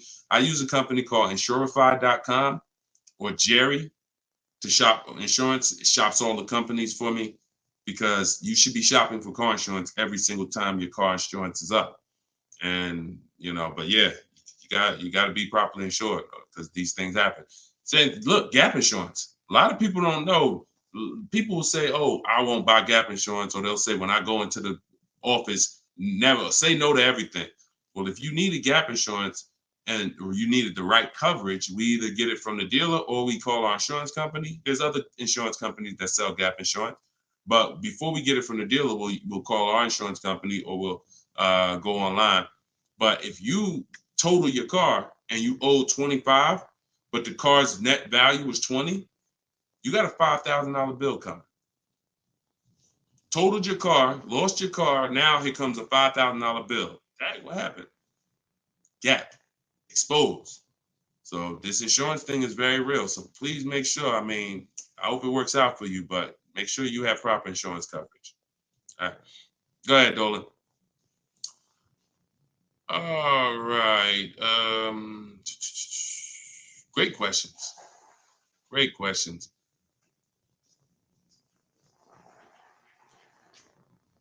All right. This one's Thomas. I have come to an end of my lease. A new lease is too much for me. The buyout is about 25K. Give me some options. Unless you got 5 offers, that doesn't mean anything. See, the problem is you didn't get 5 offers. So you probably got a lease quote from an 80% dealer who you've been buying cars from, leasing cars from. You come in, hey, what's a new one going to cost me? They're trying to keep you high based on three years ago. Everybody was overpaying and they're trying to keep you high. They're trying to keep their profit. And you look and saying, wow, the new one's 700. Nah, I can't do that. I guess I'm going to do something different. Meanwhile, when you start getting bids, you'll see that maybe the best deal on that is 500. See, all of these deals that I'm showing you guys, you got to understand something. These are not deals that people are getting by walking into dealers. Look, this is Charles. He got a Hyundai Palisade, top 10 most popular SUVs in the country. $48,000 vehicle, $597 a month. $597 a month. Listen, and just so y'all know, we live right now. This is not a replay. So we are straight live. I want you to know when we're live and when you're watching a rebroadcast. Okay? Like, understand, this doesn't happen walking into a dealership. So when I usually hear questions like this, oh, I'm gonna buy the lease out, or hey, there's no deal, you know, the new lease payments are too high. No one who's getting multiple offers are saying that, because what you would be doing is you would be flipping to another vehicle. Before I go from leasing which is a value play. Leasing is driving brand new cars for pennies on the dollar. To go from that to buying a used car is an entirely different thing. Buying your lease is buying a used car. So when you do that, Alexis, just go to deshonsbook.com. Just type it into your browser. So when you do that, you're switching totally different strategies. But what I would do if there's a bad lease program, if let's say I've been leasing Mercedes-Benz for years and I go to get another one and I do all my offers and I see, oh, this is a bad lease program. It's over 1.5, 1.6, 1.7. No thanks. I'm going to go to my plan B car. I'm going to look at it, a plan B car, because every single vehicle has a different lease program. And sometimes you'll look at one vehicle and you'll think, oh, this is all leases. No, that's one vehicle. That's not even all leases in this dealership. This vehicle has a different lease program than this one. This trim level has a different lease program than that trim level. They're all different. So when we get locked in on one overpriced lease, especially if we didn't get 5 quotes like I teach, so no, that is the strategy. So you just say, give me some options, please. Here's your options. Get 5 offers. If they're all over 1.5%, next vehicle. Pick another vehicle. Get 5 offers. If those are over 1.5%, pick another vehicle. Eventually, you're going to find a vehicle that has a great lease deal, and you're going to say, okay, this is it. They're all different. If you're using my book, you can do this in 60 minutes. Your first time using this, it'll probably take you 90 minutes to do the process. Second time, you should be around 60. I want you guys, by the time you use this 2-3 times, you'll be getting car. I can get any car I want, get the best offer, look at the whole market in 60 minutes, 45 minutes, 60 minutes. So that's not going to be your first time. 90 minutes probably the first time. But this is 90 minutes. By the time, that's not one trip to the grocery store. It's not even one trip to the grocery store. All right, y'all. We've been on for an hour and 18 minutes. We like to keep these lives around an hour and 15. We're gonna wrap. We'll be back. Listen, this is what we do. Shout out to the surprise success stories. Thank y'all to everybody who spent some time with us. Everything that I taught tonight, everything I taught today is out of my new book. It's called Cars from Home, 7 Steps to Saving Time, Money, and Avoiding Dealerships. It's the science of shopping from home online the right way. There's tons of people who will try to shop online. There are car sales people who have mastered the science of not giving quotes online, making it hard to buy online. So the same way when people were walking into the dealer, car salesmen got trained on how to handle you. The same way they saw millions of people go to the internet, they created internet sales departments to get trained on what? How to handle you. So you need a strategy to make sure that you're doing this the right way, getting bids. You don't have to be a great negotiator when you're great at getting bids. And that's what the book is about. So you can get your copy for 75% off. It's $24 in my TikTok bio or my Instagram bio or the link in the comments on YouTube or Facebook. And if you're watching us on TV, just scan that QR code with your phone. But we'll be back sometime tomorrow, depending on when you're watching. And this is what we do. Let's keep saving this money. All right. God bless. And thank you to everybody that got the book. Email me your success stories. I want to see more success stories. All right. God bless you.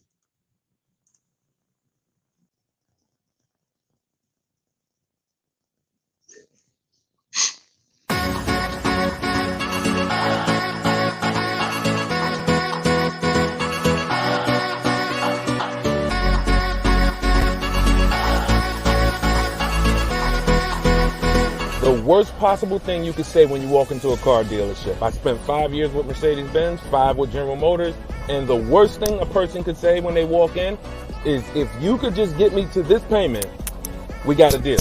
So your loan's probably still like 19, which means you got to pay to get out. You're upside down. It's called negative equity.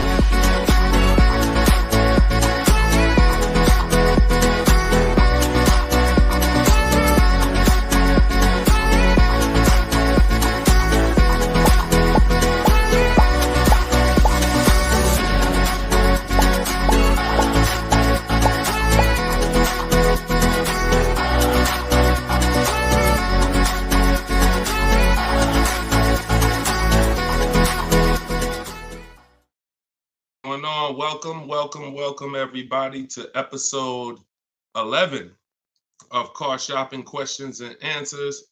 I'm your host, Deshone the Auto Advisor. I'm just sharing the broadcast onto Facebook. We're live on all 4 platforms: TikTok, Instagram, YouTube, and Facebook. We do these shows throughout the day, and we do lives. If you see the banner above me, that means you're watching a replay. If you don't see the banner, that means we're live. You guys can start sending your questions in, and we will get down to the order of business, which is making sure that you have the inside strategies, the best strategies to car shopping online so that you can get below market deals. Good to see you, Miss Brooklyn. I see you on TikTok. Let me pull up Instagram. I like to see my Instagram comments. I got my man Dolan in the back moderating, and so he'll be pulling your questions in as you type them. If this is your first time on a live with me, can you type the number 1? First time ever on a live with us, can you type the number 1? And everybody who's been here, if you've been here before, can you type the word welcome so we can give a welcome to the first timers in here, to the people who've been here before. We got a lot of first time people. Good to see you. All right. And type a welcome to everybody who's been here before. Now, I always say you should share this with at least your best friend, because they will get upset with you if you start using these strategies, when you start using them and getting below market deals and they're out there fending on their own and overpaying. All right. So share this with your best friend. Now, just some housekeeping. I am the author of the new book, Cars from Home, 7 steps, not 70, 7 steps to saving time, money, and avoiding dealerships. We're rated 4.94 on Goodreads.com. So I appreciate all of you who have helped us get to this rating. I'm showing it right here. I think right now we're up to 35 ratings and 28 reviews. I appreciate everyone who's taking the time to review the book. So appreciate it. Everyone can get your copy of Cars from Home, my digital book, in my TikTok bio for 75% off. It's normally $97. You can also get it in my Instagram bio. And then we have a comment in the Facebook and YouTube section pinned so that you can get your copy for 75% off. And we also have the banner for those of you who are watching us on TV. You can simply scan that QR code with your phone to get your 75% off. It'll be in your inbox in 3-4 minutes. Now, something very important to know, that's only for 30 minutes. Once you visit that site, you'll see the 30-minute timer. Once it goes to 0, the price does go back up to $97. So get your book before the 30 minutes. All right. So come on in. Dolan, whenever we get the first question, you guys can start. We can start bringing them in. And what I always say is type your questions fast. Stay by your keyboards because we like to dialogue with you while you're on the show with us. Okay. Carm from TikTok said, would there be any benefit for me in turning my lease in early if I'm going to finance my next car? No, because a lease is a contract. So if when you set out, like with a finance, you could switch it in any time. So finance, it's your prerogative whether you want to, sell that car. Some of you may have been taught you had to kind of have your car. Some of you may have been taught you had to wait and basically have your title before you could sell the car. That's not true. You can sell a car that you own anytime you want, whether there's a loan on it or not. Now, in the case of a lease, it's not like that. You have a set term, usually 36 months, 39 months. We don't do 4-year leases. And so unless you can sell that car and break even through what we call the equity assessment process, where you're going to get cash offers, then no, there's not only is there no benefit, there will be penalties to you doing that. So that's the only way to get out of a lease early, is to sell your way out of it. If you turn it in early, all those payments will be due that you were responsible for. All right. And if you're going into a finance, I hope you're going from a short-term mindset to a long-term mindset. So hopefully you're like, okay, I plan on keeping my next car at least 8 years so that I can make sure I get the benefits of purchasing. There's no other benefit of purchasing, in my opinion. And look, if you guys want to throw some out there, there's no other benefit of purchasing besides the fact you can outlive the depreciation of a car. Paying the car off is not a benefit if you're still seeing massive depreciation. So if your car is losing thousands and thousands of value every year, thousands of dollars in value every year, but it's paid off, who cares? That's a loss.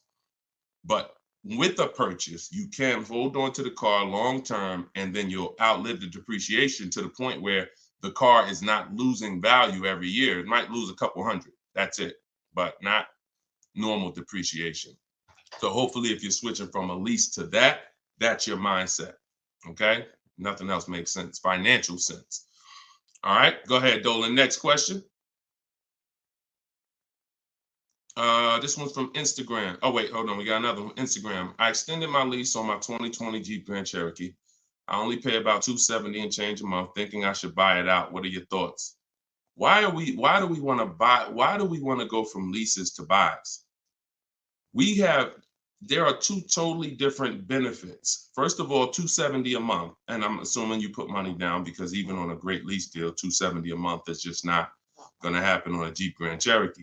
So you paid that payment a little, you paid to get that payment a little bit, but yet and still, a lease is, the benefits of leasing are you're driving very expensive vehicles, brand new vehicles, $25,000, $30,000, $50,000, $100,000 vehicles for pennies on the dollar when you get great deals. You're literally driving them for 30%, 40% of what someone who purchases them is paying when you get great lease deals. What's the benefit of switching to a purchase? What's the benefit of buying a used car after that? Which is what you're asking, Patricia, is, okay, should I go from my lease to buying a used car? Because that's when you buy your lease, that's all it is. You're buying a 3-year-old used car. There's nothing different than that. So if you are of the mind, and also to get a payment that is relatively low on a lease, you got to take a long, when you buy out your lease, you got to take a 6-year loan, especially with today's interest rates. You're going to take a 6-year loan. So you're literally paying on a car for 9 years. You're committing to a 9-year payment on the same car. Think about that. If y'all enjoying it, y'all gonna spend some time with us. Could y'all tap the screen, keep running the likes up on TikTok? Appreciate you. All right, what's the benefit? So why are we doing this? And for the, all I do is I spend my time talking about numbers and thinking about financial ramifications, financial consequences of the decisions we make. And I try to explain them to you so that you can look down the road and see that this doesn't make financial sense for me to do this. So if you're looking at a $270 a month payment and you put money down, your best bet is going to be to shop for another vehicle, unless you want to keep the car a long time. If you say, Deshone, I'm keeping this thing 8 more years, then you can buy a used car, because the only way it's going to make sense for you to pay 9 years of payments on the same vehicle is if you keep it at least 11 years, which is 3 when you bought it, when you leased it, and then another 8 once you bought the lease out. 11 years. But you paid for 9 on the same car. So there's no good reason to do these things. Buying your lease out is the only scenario where you come in. I used to have people come in the dealer. Some of you who are new to the show, I worked for Mercedes-Benz for 5 years. I worked for General Motors for 5 years. I had my own new car brokerage for 4 years. So I've been in and around cars for the last, since 2006. People would come into the dealer and say, they had a car that they bought brand new. I want y'all to listen to this and stay by your keyboards, all right? Because I'm going to ask you a question. Somebody comes in a dealership, they're looking to replace their car. They say, Deshone, you know what? I want to trade this in for something different. I said, okay, how long have you had it? I had it about 5 years. Oh, so you bought it new? Yeah, I had it since it was new. Okay. Now, somebody's had a car 5 years. If your friend came up to you and said, yeah, I'm about to replace this one, and they told you they had it since it was new, wouldn't you think that it was either paid off or almost paid off? Yes or no? Yes or no? See, if I tell you a story that you'll never forget, you'll eliminate the bad buying your leases. It won't come to you anymore because you'll think about this story. All right. So most people would think, right? Yes, I see you, Fuzzy Nuggets. Okay, I see you, Lori. Somebody said I had this car for 5 years since it was new. It should be almost paid off, if not paid off, right? Okay, I see you, Jack Nisley on Instagram. So we go through the whole thing of calling the bank, because I ask him, he says, oh, no, it's not paid off yet. Okay, do you know how much you owe? No, not really. Okay, I'll call the bank. I'll get you payoff. We'll find out how much you owe. Now, when I see somebody who would come in the dealership and they were trading a car in 5 years or 4 years or 6 years, I already knew I was going to talk to them about leasing, because they were going to love leasing when I started showing them the numbers and saying, hey, you should stop swapping these cars out. So that's what I'm prepared to tell them about. You're going to lower your payment, and anything your car is worth. If your car is worth 15 grand, most of that is going in your bank account. So you're going to pull all that money out, put it in your bank account. You'll lease the new car with little money. So I'm getting ready to drop good news. And I've done this for so many people, right? So I'm preparing to do this for this person. Now I call the bank and I say, okay, I'm calling to get the payoff for Mr. Jonathan Williams, 2018 Audi. Oh, yes, he owes $18,400. That's a problem. So I look at him and I'm like, the bank is saying you still owe like $18,000 on the car. How's that? Didn't you say you had it for 5 years already? Oh, yeah, but you know what? I actually leased it, and then I bought the lease out. This is how I found out this was horrible. This is exactly how I found out. Wait, you bought the lease out? Yeah, I took a loan out, and see, this is the only scenario where you can have a car for 5 years, but because he took a 6-year loan or even a 5-year loan to buy the balance of the lease, he still has 3 to 4 years of payments remaining. I want to let that sink in. 3 to 4 years of payment. He comes in after 5 years. You know what? I've been driving this car 5 years. Let's go. You still have 3 to 4 years of payments remaining because you bought your lease out. It's a horrible idea. It's a horrible idea. If you want to ask a question about any exceptions to that rule, you feel free to ask. I've got a bunch of smart people on here. We got a couple hundred people on here. Would anybody commit to a 9-year loan? Anybody? Anybody willing to raise their hand and say, hey, yeah, I'll buy a car, 9-year loan? Anybody? No, right? So this is what we have to understand. The buying the leases out is a horrible, horrible, horrible idea unless you are keeping it for another 8 years, because all you're doing is buying a used car. Now, the bad thing about that is you don't even have any excitement about the purchase when you start a new purchase, when you bought your lease out. So at least when you buy a used car, it's a new car to you. You've never been in it. It's like, okay, we got a new car. When you buy your lease out, you're already halfway tired of the car. But if you're a short-term person, you're not keeping your cars 8 years, there's no way you are going to keep that car long enough to have it make sense. No way. You've already been in it for 3 years. So what I'm trying to get you to understand is you need to pick a side. The people in the middle lose all the money. The people who buy their cars and keep them 8, 10, 12 years win. You still got to make sure you get a great price on the car. The people who get great lease deals win. Great lease deals, not regular lease deals. Win. There's two sides, but then this middle, those of you who buy your car and then you trade it in 3, 4, 5 years, you're in the middle. You're trading your car in when it's losing the most money in depreciation. You're losing thousands of dollars compared to these other two people. And those of you who are buying your lease out, you're paying too long on these cars that you're not going to keep long enough to have it make sense. You're in the middle, stuck in the middle. Pick one side and stick to it. And the way you do that is to ask yourself, every time you're about to get a car, how many years am I going to keep this car? Very simple. 8 years or more, I'm purchasing.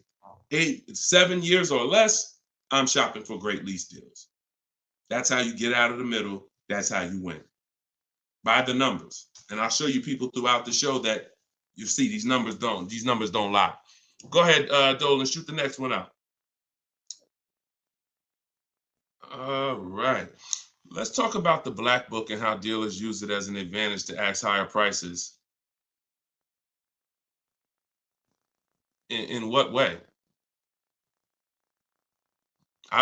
Okay. Black book, most consumers are not even aware of. So when it comes to black book is a tool that dealers would be using, if anything, and consumers are not going to be aware of it. Now, when I've never in my life buying a car needed to focus on what the black book says, because I don't focus on algorithms. I focus on offers and bids. Offers and bids. Even when you go on those websites where you're shopping for used cars, because this is a used car question, you'll see Car Gurus, Kelly, Auto Trader, Cars.com. They give you a algorithm-based opinion. Good deal, great deal, fair deal. That's an algorithm-based opinion because they're not actually doing it like real estate, which is based on comparable sales. So it's all it is an algorithm based on all the cars that are on this website. This is considered a good deal. Now, here's the problem. They don't know what the original price of the cars were. So they're going off of an artificial market system. So if I just take everything on my website and then say, based on everything on this website, this is a good deal, but I don't know the most important thing, which is what I teach. This is in my book. This is everything I talk about you need before you can buy a used car. I need to know the original price. So the car that I ended up getting, which was a 2021 Infiniti truck, they said that was a fair deal. I'm looking at it, and that's why I ignored it. So I don't even pay attention to it. But when I'm looking at these top 4 Infiniti trucks, they all look the same. They're all white. They're all the same year, 2020 at the time. It was 3 years old at the time. They're all within a couple miles, 26,000 miles to 36,000 miles, similar miles. So, and they're all asking between 30 and 32,000. So that's confusing for someone who's going to, now that's why they give you the algorithm, because what they're going to try to do is try to end the confusion so that you don't stay there and you buy something.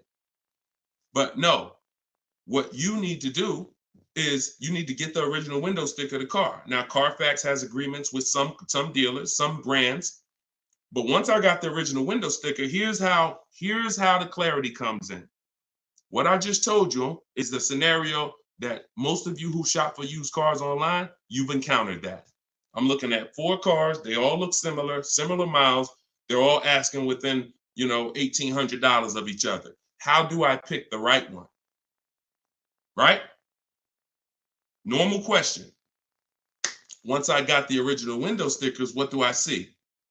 Well, one of them is $46,000 brand new. One of them is $48,000 brand new. One of them is $52,000 brand new. One of them is $54,000 brand new. And that's the one I got. Type clear if that just clicked for you. See, when I'm looking at the algorithm-based price, now you're telling me, oh, well, these cars are within $2,000 of each other. So really, no matter which one you pick, you really did okay. That's what you're telling me based on the algorithm. But based on the facts, if I accept the one for the lower price, because I think, oh, well, they're all the same. But that's the one that was $46,000 brand new. And the other one that was $54,000 brand new, that had all this special equipment in it and features and all types of nice stuff in it, that one they were asking $1,500 more. So I lost if I picked that lower price one. That's why we don't get stuck on these algorithms and black books and anything like that. We go to the market, we see what the low side of the market is, and then we're going to obtain the Carfax. I have a couple ways that I like to do it. Either through the dealer's website. I'm going to get the original window sticker of the car, and I'm not going to buy a used car without having the original window sticker of the car. How do I know what's in the car? Forget what the dealer's discounting. See, listen, my mission is to show you the science of shopping from home the way I teach, because my way is a science. It's not random. It's actual steps. They don't change. It's a system. McDonald's. Drop the nuggets in for 5 minutes. When you hear the beep, take the nuggets out. They're done. Don't do anything that I don't tell you to do. That's my system. Now, the other ways is the other part of my mission is to show you the hidden money that you haven't been trained to see in your car deals. And this is the hidden money. Looking at things that don't matter is the distraction. It's the time waster. What matters when I'm buying a used car, when I need to know whether I'm getting a great price on it or not, is how much it was originally. And what is the discount off the original MSRP? That's all that matters. That's all that matters. Okay? Different way of doing things. Different. And this is how I want you moving. Go ahead, Dolan. Next question. What's up, Andrew? YouTube, I see you. I'm going to lease a 2024 pickup, but I want to have a hard cover on it. Should I search for a truck with a hard top, or can I have one installed while I'm leasing? Would that affect my lease? Great question. Usually anything, I mean, if you can see, here's the thing about seeing a truck that has it.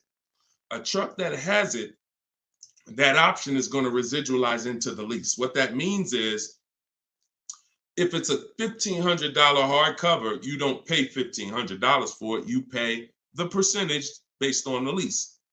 You pay the percentage you're using. Now, if you go and you put a $1,500 cover on it, aftermarket or after the lease is sealed, now you're paying the entire cost for that. So my first goal would be to try to find one that has a hard cover built in and on that window sticker, because everything on that window sticker is going to residualize into the lease. Okay, good question. Good question. Go ahead, Dolan.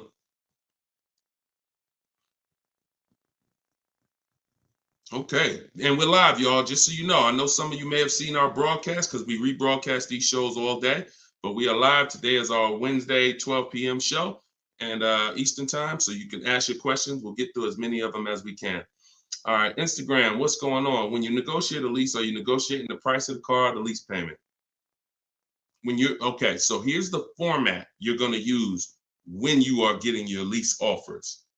Before you start negotiating, you must have the format you're going to use. Oh, I see y'all running the likes up on TikTok. Every time y'all hear something that you like, if you could just tap the screen, that would be great. And wherever you're at, if you could hit the like button, I see we got 2 likes. That's pretty sad, but it's all good. I'm thankful for the 2 likes on Facebook and YouTube. No, I think that's Facebook.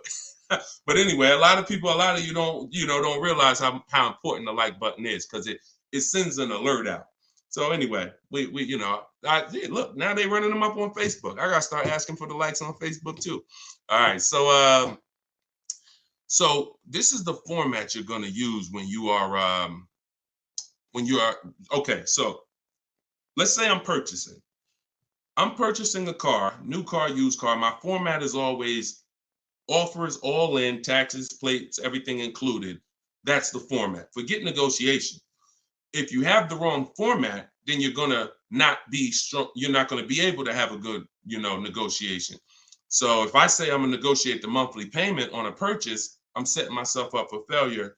So we focus on the price of the car when we're buying. With a lease, though, it's different. A lease, the format we follow is, and it's based on the 1% rule.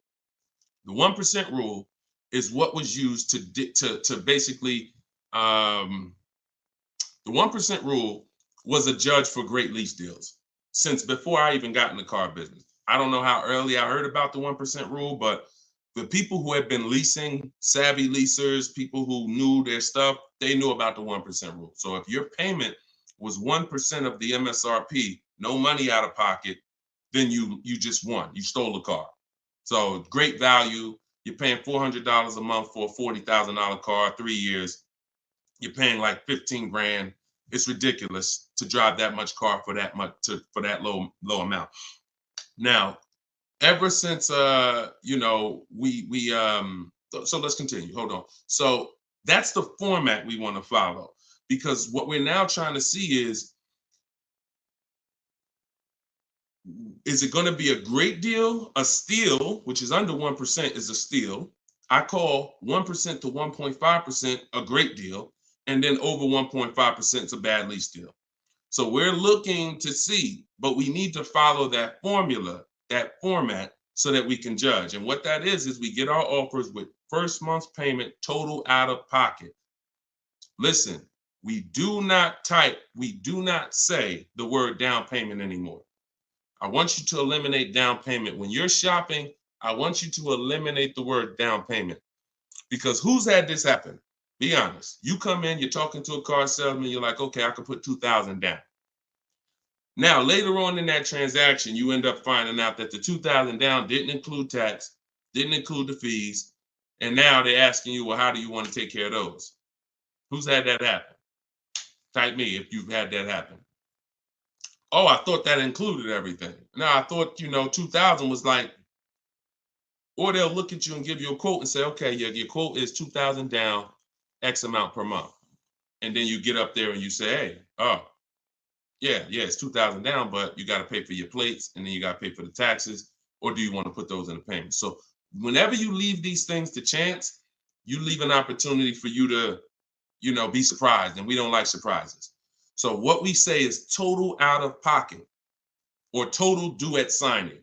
Either way, this is the amount that I'm coming out of pocket with. Everything else needs to be included. So we're doing our lease quotes with total out of pocket, only our first payment. Because when you lease, you pay your first payment and then you drive off. It's not like a purchase where the payment comes 45 days later. It's pay your first month's lease payment, then you drive. So that's all we are paying. That's it. First month's lease payment. Now, I'm not telling you that's all we will pay finally. You can keep that question up, Dolan. I'm not telling, because I want people to know that what question I'm answering, even though it might take 2, 3, 4 minutes to answer it. So there's plenty of scenarios where we are going to put money down. Once we have a great deal, we might want to lower that payment. So there's nothing wrong with putting money down as long as you know the risk and as long as you know, okay, I already got a great deal. You can't buy your way to a great deal with a down payment. You can't say, oh man, I don't like this deal. Man, all right, show me what it looks like with $5,000 down. And then they're like, oh, okay, yeah, I like that payment better. Let's do that. No, you're trying to buy a deal. You have a deal before the down payment comes in. The deal is based on how much of the car, that 1%, 1.5%, 1.2%, under 1%, that's the deal. If you're at 1.7%, just because you gave them $4,000 down and now it's at 1.5, no, that's not how we judge it. You bought your way to that payment. You're paying overall too much for the car. So that's the format we use. First month's payment total out of pocket, 12,000 miles per year, all taxes and fees rolled in, and we get at least 5 quotes. At least 5. You are not going to get to the money without at least 5 quotes. It's not going to happen. It's not going to happen because 80%, I work with thousands of people all around the country. Some of y'all saw my group. We got 1,600 people in my private group. That's, we have a couple thousand people, 4, 5, 6,000 people that have my book. So I get data from all around the country. I know you need at least 5 offers. 80% of dealers are overpriced. So if you get 4, 80%, if you get 5, 4 of those offers are going to be overpriced in 90% in most cases. And some people go, if they're shopping for a popular vehicle, they may do something like Charles. Charles was shopping for a Palisade. He knows that's a popular truck. He got 10 offers.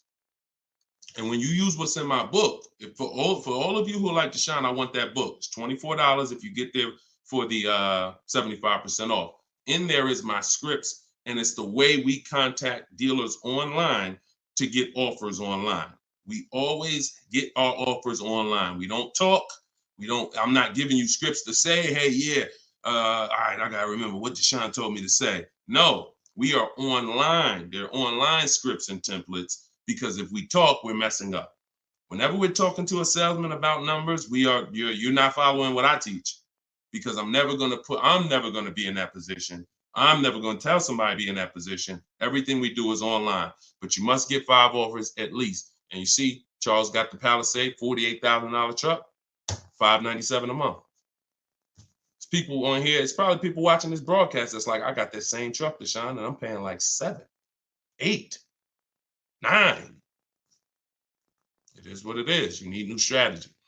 So go ahead. That's how we format leases. And once you get your offers in that format, Nicole, now you can start to compare the offers, and now you can start to negotiate if you want to make, because we always make counter offers. Whenever someone sends us a quote, we always make counter offers. In fact, I have a calculator that you put the offers in and it tells you what you should counter. But if you're going to do it your way or my way, it doesn't matter. We always make counters and then we settle from there. That's how we negotiate. Right format, then we do our counter offers. That's how we negotiate and get these deals. All right. All of this is in my book. For those of you who haven't gotten there yet, or those of you who just jumped on, it's in my TikTok bio. It's in my Instagram bio. There's a website there. You just click that picture of me. You won't leave the broadcast. Click the link in my bio and click the button that says 75% off the new book, and you'll have your copy in your inbox. You can use all of this stuff forever. And it's a digital book. Some people say, Deshone, is it in print? You don't want to print the book? No, because I can't update it. If I print the book, every single new thing that happens, I gotta remake the book. And now you got Cars from Home Volume 1, Cars from Home Volume 2. Every year I'm putting out a new volume to update it. No, with the digital book, we can update it all day long. So it's really a one-time purchase. So in the Facebook and YouTube comments, you guys can get yours, and you can win. Go ahead, shoot the next one up, Dolan. Okay, Sierra on Facebook. Even if you're getting another lease, will you still owe the remaining payments? Yes. Yes. Look, it's a bunch of lies. I know people have told you that if you now let me preface this, because what she's asking is, see, a dealer that you did business with may make it look like if you come here, we'll get you out. Who has dealers calling them right now, telling them, hey, come on in, we'll get you out. We'll take care of the old payments. We'll get you out of your lease early. We'll buy you out of your lease. Or if you got a car and you're not leasing, they're like, hey, we need your car. Hey, come on in. We'll make a deal. We'll keep your payment around the same on the new version, all of this stuff. Okay? So I want to talk specifically about what happens. First of all, that's a computer generated letter. So when you see, hey, Rico, my manager just saw your 2014 Saturn Ion. Man, I have a customer looking for that exact car. That's all a computer rated. That same email, that same letter goes out to 10,000 people at once. Okay, so don't. So understand that. Now let's hone in on the people who they hit you with I'll get you out of your lease early. There's only one way where payments are going to be waived, because the dealer can't waive payments. Only a bank can.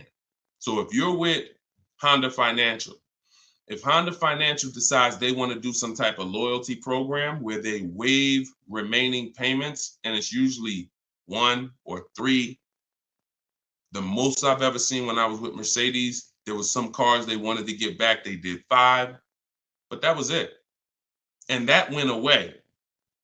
So, even from 2019, I didn't see payment waivers on leases because I don't know, for whatever reason. I saw them early in my career with Mercedes, but not later. They went away. So what they'll tell you is we can get you out early and we'll take care of the payments. If they don't have a payment waiver, then they're rolling the payments into your next lease. And what they'll depend on is you're just so desperate for a new car that you'll just take it and you won't ask any questions. But when you shop the way I'm telling you to shop, which is we don't give our old car to the dealer until we make sure we can't make money. We don't just drop off a lease at a dealership. We do an equity assessment to see if there's any money in the lease that we want to make sure we don't give to the dealer. Because if you drop off your car and it's a lease and the dealer runs your payoff and they see, wait, the payoff is 18, but the market value is 21. Let's buy that, we'll make that, and we'll keep that 3,000. If they're going to do an equity assessment, see, here's what's crazy. And here's what you got to understand. They're doing an equity assessment regardless of whether you do one or not. We're going to do one. Every single lease that comes in that a person drops off. Why do y'all think y'all seeing commercials now that say we're a lease return center? Bring your leases here. You go on a dealer's website and you see, hey, drop off your lease courtesy, because they know most of the public is not going to do an equity assessment. And if we do 20 lease returns, it's going to be money in 3, 4, 5 of them. So we'll do the other 16, make no money on them, because we'll make $7,000, $10,000 on those 4. We'll make 2, 3, 4 grand a piece on those 4. This is your money that you gave unknowingly. Now, equity isn't in every car. That's why I just laid out that most of the time it's not. But if you drop off your car without doing the equity assessment, which is getting real offers, CarMax, Driveway, Carvana, Kelly's Blue Book Instant Cash Offer, Car Guru Sell My Car, AutoNation Sell My Car, that's 6 offers. We get 6 offers all the time because everything we do is a bid. So if you don't do that, you're now potentially leaving thousands on the table. So when you do that, you're not going to ever feed into the, oh, let the dealer who wrote me a letter say, bring your car in and we'll get you out of that car and we'll take care of the payments. You're going to know if you have equity or not. Now, if you do not have equity, then all they're doing is saying, how can we finagle this, get them out of this car into a new one? Move those payments over. Yeah, they got $6,000 worth of payments left, $3,000 worth of payments left. We're going to move that over to the new deal and we'll get them in a new car. So instead of leaving out, waiting, being patient, and now if you would have been patient, ended your lease and shopped the way I'm teaching you to shop, you'd have got a $500 a month lease deal, $400. But they'll get you out early because you're paying $650 right now. And they'll say, hey, come on in. They'll move the numbers around and they'll say, look, good news, we kept you at $650 and you get to get in another car. But the reason you're at $650 and not $5 is because you have thousands of dollars from your old lease that has now been built into that new lease. And this is how payment buyers lose. Payment buyers lose all the time like this. Hey, yo, what could you get me to on that car? How much that lease for a month? Oh, how much could you get me to on this car? Yeah, I could put like $3 grand down. Payment buyer, you lose because you don't really see the numbers. So you stick around, you use what I'm teaching you, you'll see the numbers and I can't reveal these things to you. I can only tell you they exist and give you the strategy. You don't believe it until you've seen it for yourself. All this stuff sounds good. If you've never used my stuff, this sounds good. You don't believe it yet. You hope it may work. Anyone who got my book, you're hoping this works. But once you use it, you're a believer. It's a difference. So we got, look, this is Tiffany. Tiffany wrote, she got the book. She sent me this the other day. She said, look at my deal. $44,820. I told you, everybody who has my book, I told you, email me your deals when you get your card. Look, $44,000 sticker. She got a $6,530 discount. And look, I'm not going to read everything she wrote because she's just praising the system. She's praising sitting there, negotiating from home, using the tools, winning. Save more money on this new car, brand new car, than she's probably ever saved on any car. And she never had to go in a dealership to do it. Bids. So she was hoping this would work. She was on this show. If she got my book, she couldn't have been in my life more than a month. We just started the show. So she literally was hoping, all right, I'm going to use this, Deshone. But now it's not a matter of hoping. She knows. That's where you got to get. So all of this stuff I'm telling you, you got to prove it to yourself by the actions you take. And once you see how overpriced these deals have been that you've been considering, you'll understand, wow, I'm never going to a dealer to get my prices again. Never. And then that's when you know you've been transformed. Go ahead, Dolan, shoot the next one up.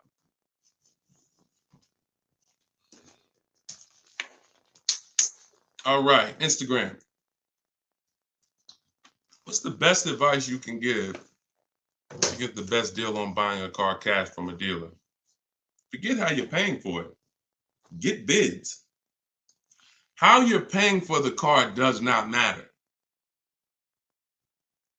See, people will walk in. If you walk into an 80% dealer with cash in your pocket, you're going to lose. Vicky, it's in my TikTok bio. She said, I want your book. Just click that picture of me. You won't even leave the broadcast. Everybody on Instagram, click the picture of me at the top. You'll see a website there, a little link. Click that. Get your book in literally 60 seconds and you come back to the broadcast. So how you're paying for the car does not matter. So people walk in and say, yeah, look, I'm paying cash. What's the best price you could do on this car? If you're in an 80% dealer, you there's nothing you can do. They can knock off because they're so high, and the discounts they're going to give is so. The only way they're going to give you big discounts is if they start at very high. If they got $5,000 of market adjustments, then yeah, they could say, look, you got me down. Look, I gave you 4,000 off. And I don't give anybody 4,000 off. This is a popular car. They're still using they'll still tell you on, hey, it's not a lot of cars out there. They're still running with that story, because if you believe it, they won. I told you, the name of the game with car sales is not you winning, it's you thinking you won. So they'll throw stuff out and they'll make you think you won, and it's based on what you say. If you come in saying stuff like, man, you know what? I've been to 2 dealers. You're the first person that got this car. Okay, you're going to pay me more for that. I'm just telling you how the wolves think. I've been next to the wolves long enough to know how the wolves think. So everything you're saying is working against you and you don't even know it. Man, I need a car this week. You're going to pay more for that because you can't say no for long. Oh, I need shoot, man, I went to another dealer, man. They gave me this quote. That quote was so high, I was like, nah, I'm not buying from them. Okay, I'll be a little lower than them, but not much lower. So this is why in my system, you don't talk. I'm not teaching. Y'all never have heard me ever say on any of my videos, remember to say this when you're in the dealership. Remember to say this when you're talking to this person. Because that's a losing battle. Everybody that's been trying to teach you that has failed you because you can't win dealing with a trained salesperson that sells cars 5-6 days a week, negotiates 3-4 times, probably 10-15 times a week. So when you talk about what's the best advice for someone paying cash, the best advice is to realize how I'm paying for the car is not important. Who's going to sell me the car for the lowest price is what's important.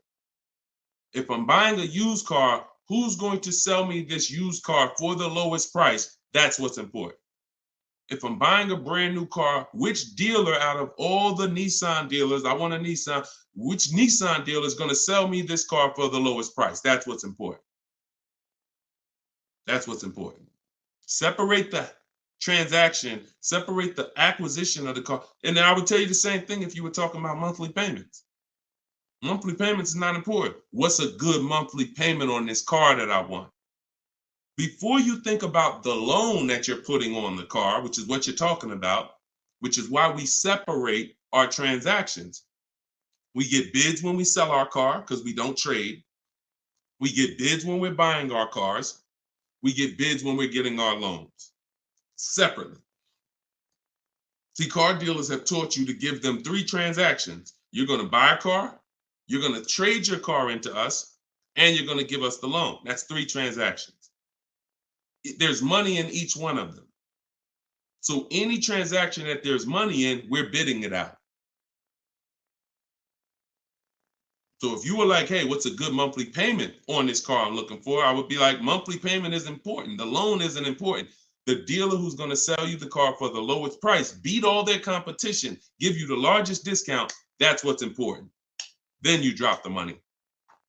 Clear? If we clear, if y'all clear, if we're following, if you're getting value out of the show so far, if you're loving the show, type a $ and let me know. All right, Dolan, next question. If you're getting value, everybody following, type $ if you follow. Skinner, what's up, my man? Good to see you. Okay. All right, this is Miss Brooklyn. All right, I see you. Maxine, I see you. TikTok, Glenn Wright, I see you. All right. Hold on 1 second. Instagram went down for a second. I like to get them down here. All right, I see you, Simply Elegant NJ. Okay, so Miss Brooklyn on TikTok. May I ask, my lease got totaled. Is there any good in that? I have 4 months left on my lease. Not really. The only time it's good when the lease gets totaled is if you rolled a lot of negative equity into that lease to get out of it. So if I went from a finance and I had a bunch of, many of you, once you learn that, if not leasing has cost you money, and big money. I cannot downplay this. Big, huge money, thousands of dollars, probably $4 or $5 grand every single car. Plus, you're not driving the cars you could be driving. So on top of that, just the money you lose is $4 or $5 grand. Then the cars that you're not driving is you can't put a price on that. You're driving an older car versus somebody who's driving brand new cars that are under warranty. So, but many of you, once you find out that you bought into a lot of bad advice about leasing, you're like, and we've had those questions come on the stream very regularly. Deshaun, should I wait? I know I need to lease now. I need to be leasing, but should I wait or should I just transition now? It's always transition now. There's no benefit of waiting once you know you're not keeping your car 8 years. You're not going to outlive the depreciation. I need to be moving into a lease now, into a better financial structure, better vehicle. So if you move, some of you, when that happens, you're going to have 3, 4, 7 grand of negative equity that you're moving over because you're a short-term person. That's the only benefit if the lease is total, because all that negative equity gets wiped out and you get to start fresh. Now, if you put money down on a lease, these are the risks of putting money down on leases, and you need to know them. If your car is totaled or stolen and not recovered, you don't get the money back. So it's very important to assess the risk. I talk about this in my book. I talk about everything in my book. There's nothing that I'm talking about on this show that's not in my step-by-step book. So in fact, everything I'm teaching you is out of my book. So when you look and say, all right, should I put money down? Then you assess your risk. How many vehicles have you had stolen in your life? If the answer is 0, then chances are you won't have a vehicle stolen. If you say, man, I've had 2, 3 vehicles stolen, then I wouldn't put money down. I wouldn't put a lot of money down because the odds of you getting another vehicle stolen seem to be high. And if your vehicle gets stolen and they don't find it and you put $5 grand down on your lease, you're not getting the money back. Now, the opposite, the other end is if the vehicle's totaled, like you experienced, Ms. Brooklyn. If the vehicle's totaled and you put $5 grand down, you don't get the money back. So you ask yourself, how easy is the vehicle to total? If you got a Honda Civic, a Toyota Corolla, small SUV, something that's easy to total, then I wouldn't be putting money down on that lease. I wouldn't put a lot of money down. I've had people put money down on SUVs and bigger sedans and bigger, S-classes. When I was at Mercedes, people would lease S-class for like $1,400 a month. They put money down to lower the payment. I've had people put 7, 8, 9, 10 grand down on a lease on an S-class because they know it's hard to total an S-class. Like you have to be in, God forbid, a once in a lifetime accident to total an S-class. So that's what you do to assess your risk. And what you're doing is you're always shopping your leases with only first month's payment due at signing. Because if you can get a car that has everything you want, and once you get all your offers, if the monthly payment's in your budget with no money out of pocket, then that's what I would do all day long. That's what I would do all day long. But sometimes people will get like a lease and it's a great deal. It's under 1.5%, but they're like, you know what? Payment is like $600. I want to lower that to like $500, and they'll put $3 grand down to lower it, $3,500 down to lower it to $500. But that's a decision you make only after you assess the risk. But in your particular case, if you didn't put a lot of money down, then no, you're just going to start fresh. You're going to shop for your lease, and that's it. Good question. All right. Yes, under 1%, we call that a steal, Skinner. Absolutely. That is a steal, not a deal. Go ahead. And we get steals. Some people may say, look, man, how do you see steals? We already know. Look, we get steals. When you get bids, you'll see some steals depending on the lease program. Farina just got her Jeep Grand Cherokee, $66,000 Jeep Grand Cherokee, $579 a month. $579 a month. 0.88%. Sitting at home getting bids. All right. Go ahead. Next question, Dolan. Shoot it up. This is Byron on TikTok. How long should you wait to refinance after the purchase date? As soon as it makes sense. I don't know what your interest rate is, and I don't know how thoroughly you shop for your loan.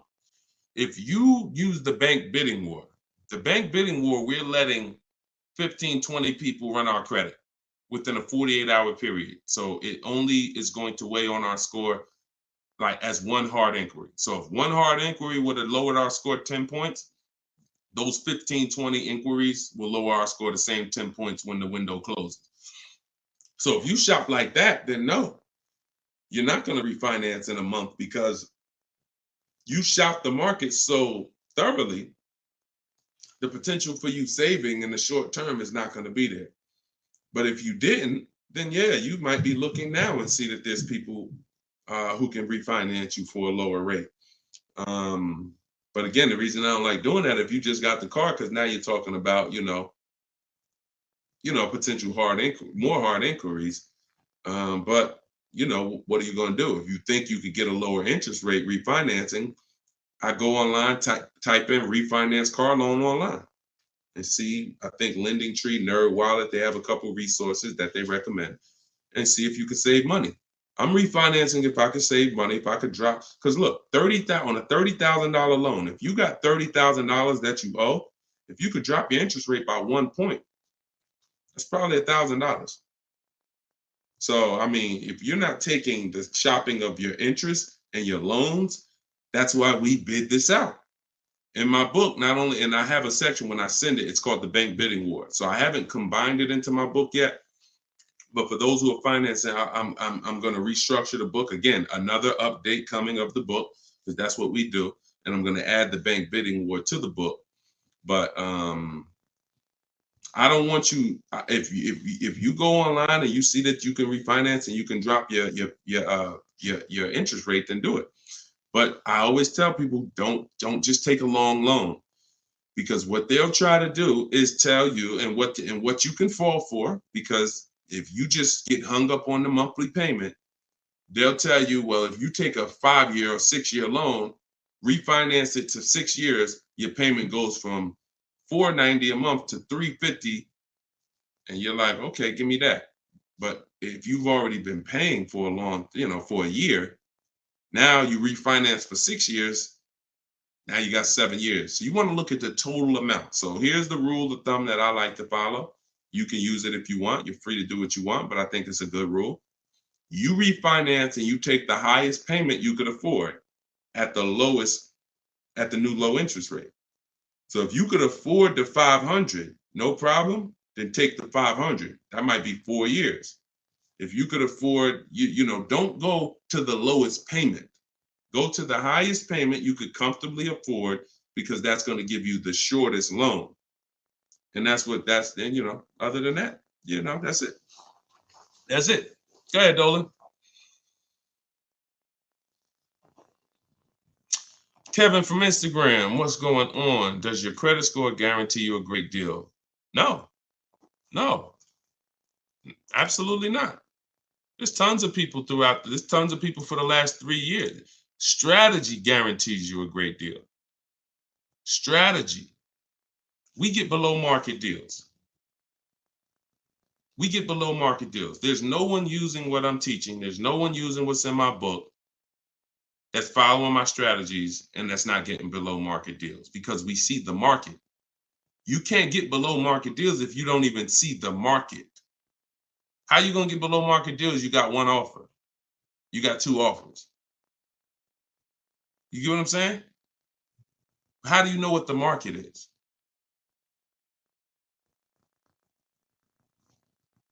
In order to get below market deals, you must have a strategy that allows you to see the market.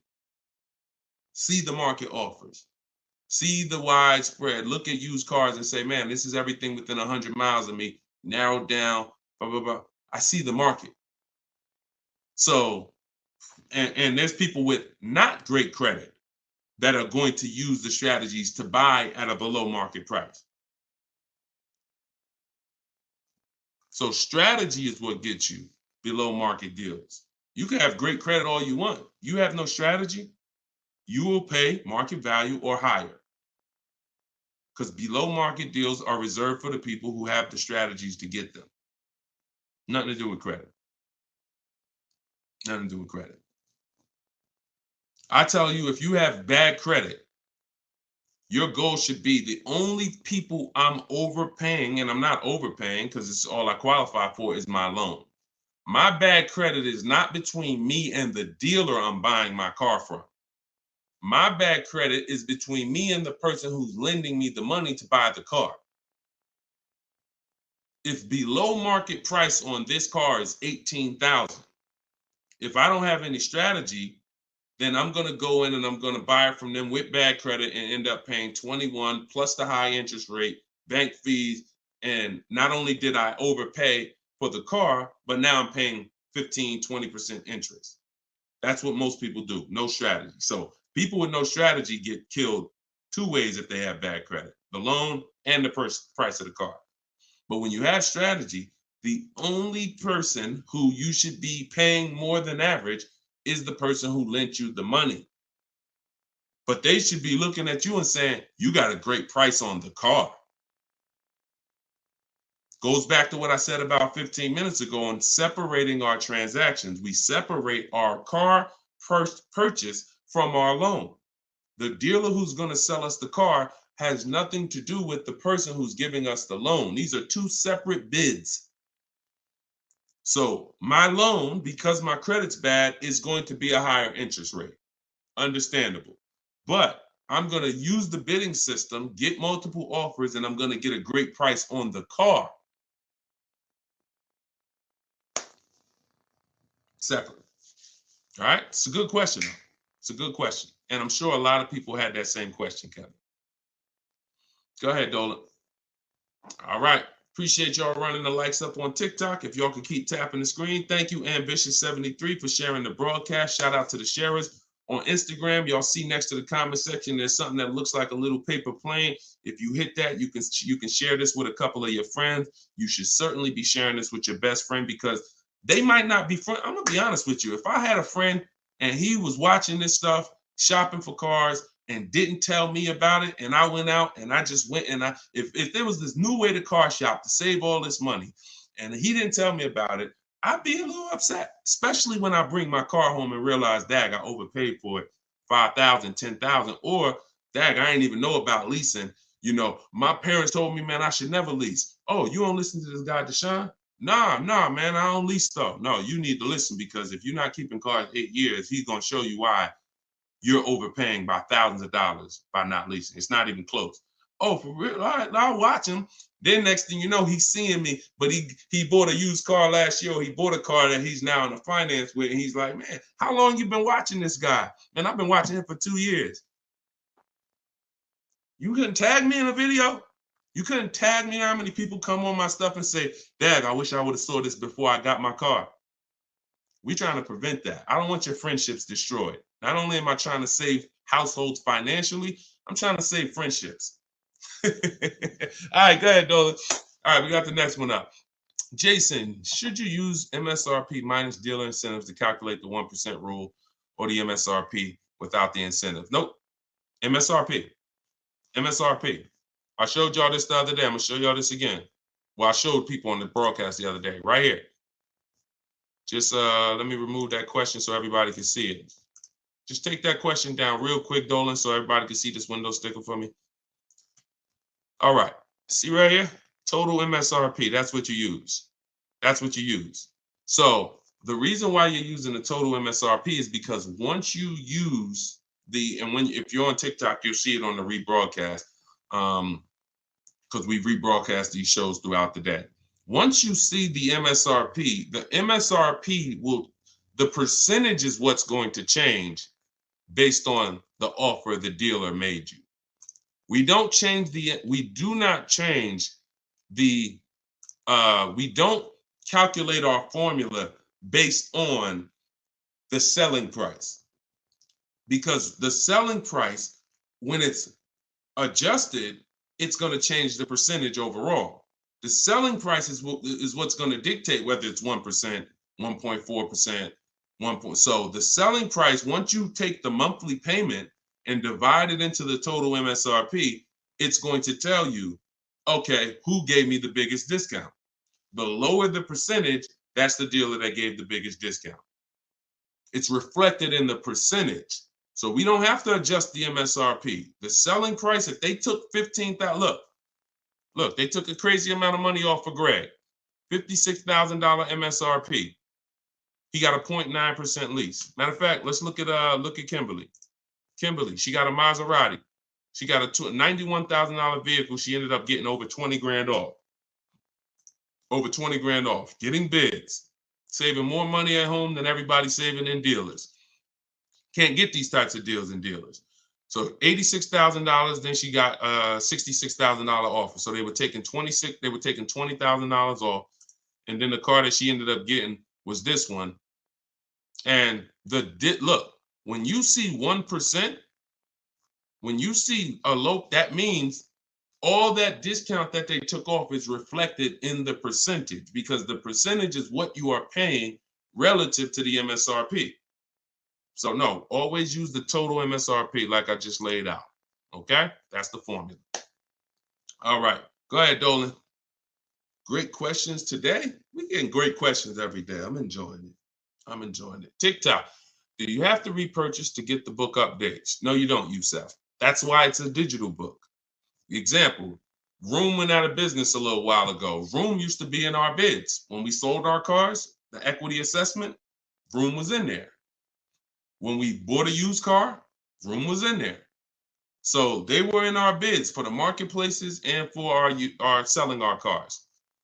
They went out of business. I went right into the master file, updated it. That's why when you get your book, an email is sent to you with the master file.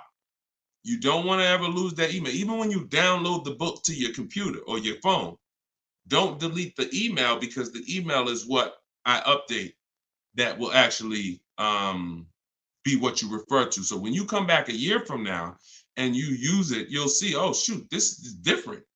Yeah, because we update this.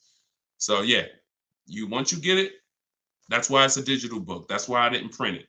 And if I would have printed it, I could have, made more money probably, because I could have just said, hey, all right, y'all, a year from now I'm on here. Okay, so we had a lot of changes last year. This coming with our business, and now this new tool exists, and now this. So now this is Cars from Home Volume 2, and you can get it right now, but that's not the mission. So, but there is probably going to come a point where I'm not doing the 75% off anymore. I know that's our welcome offer. So, I mean, those of you who come on and look, $97, we've had people pay $97, not ask any questions, because if they use the book, they're not even asking any questions. If they use the book, it's like $97. I would have paid $900 if I knew what this book was going to do for me. So they're not hung up over $70-something difference.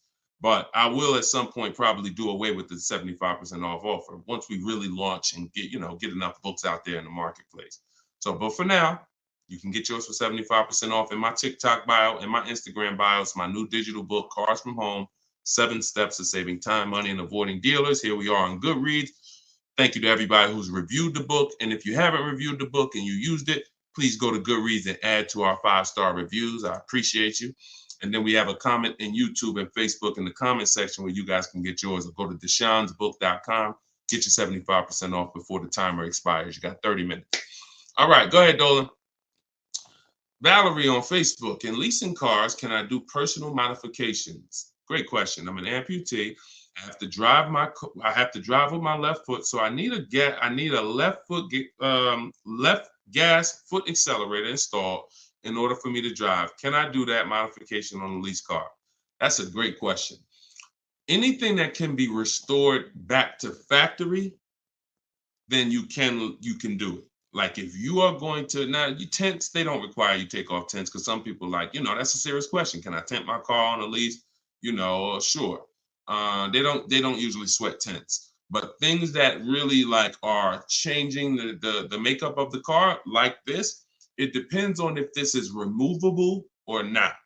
If it's removable, then of course. If it's not, and it's a permanent adjustment, then I would say no, because they're going to bill you for that. And so what I would do if I'm you is I would only be, if you're not keeping your cars 8 years, now the mission is still to beat depreciation. So you don't want to buy your car, especially you, because you're making a custom update that will lower the value of the car. So whatever car you buy, Valerie, let's say your car's value would have been like this, going down over a 3 or 4 or 5 year period. Because of this adjustment you're making, it's going to go like this. Because if that update that you're making can't be removed, then you lower the amount of people who are interested in that car when you go to resell it. So what I would tell you, if you're not keeping cars 8 years, then you should only be buying pre-owned cars. That's going to be your smallest losses. Don't buy new, because when you, again, buying new and you doing your modifications on them, you're going to destroy the value of the car. You're going to lose so much money in depreciation and resale. So I would only be shopping for a used car if I'm you, unless there's a way for you to remove the modifications once you do them. Even if it costs you $1,000 to remove them, you're up, because the amount of money you're going to lose by doing that type of modification. I say the same thing to people who like to put, big exhaust systems on their cars. That's valuable to you, but you're lowering the value of the car because that's not valuable to most buyers. So if you spend $3,000, $4,000 on a fancy exhaust system and all of that, not only are you not getting that money back, you're lowering the car's value overall.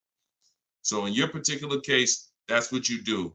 See if you can pay to get that car restored back. I do that all day long. And then I would lease. And before I turn the lease in, I would pay the money to restore it back to stock. Okay, that's a couple options, and you choose what works for you. Okay, all right, good question. All right, trying to buy the book. Link to the site is not loading. Just go to deshonsbook.com. deshonsbook.com. And you can spell my name out. You can open it in the browser.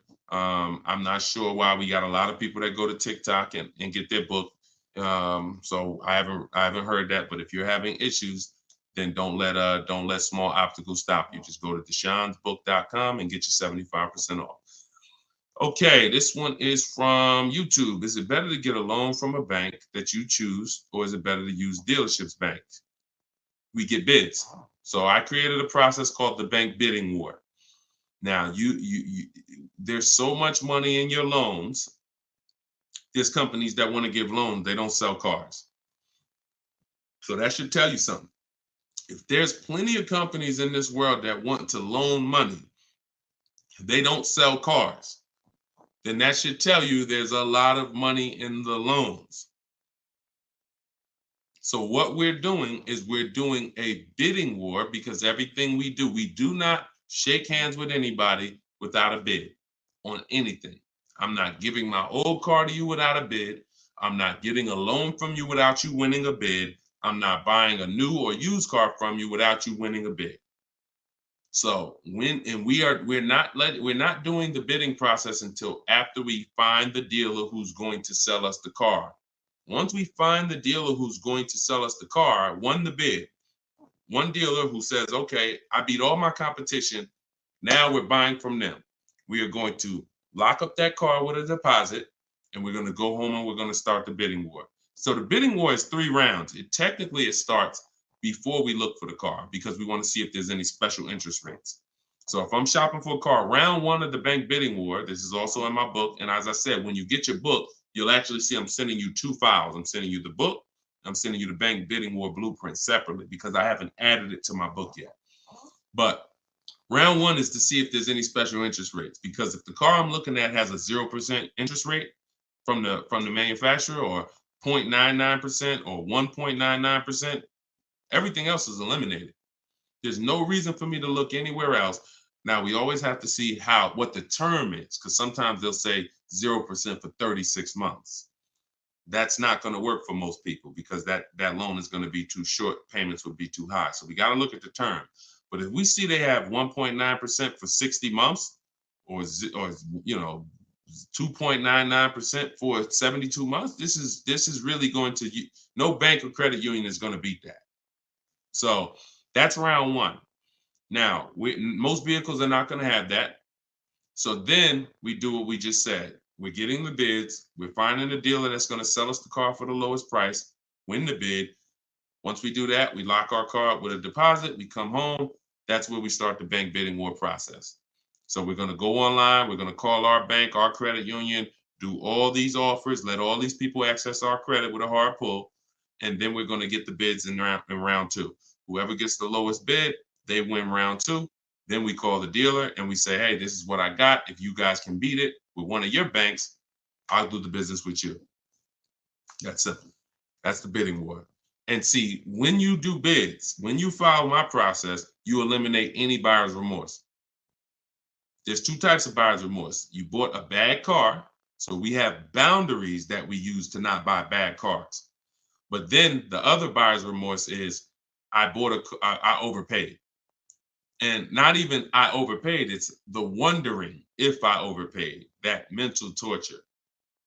And some of you have had it the day you drive off the dealer's lot. Yeah, you think we should have did better? You think I should have asked them for another 1,000?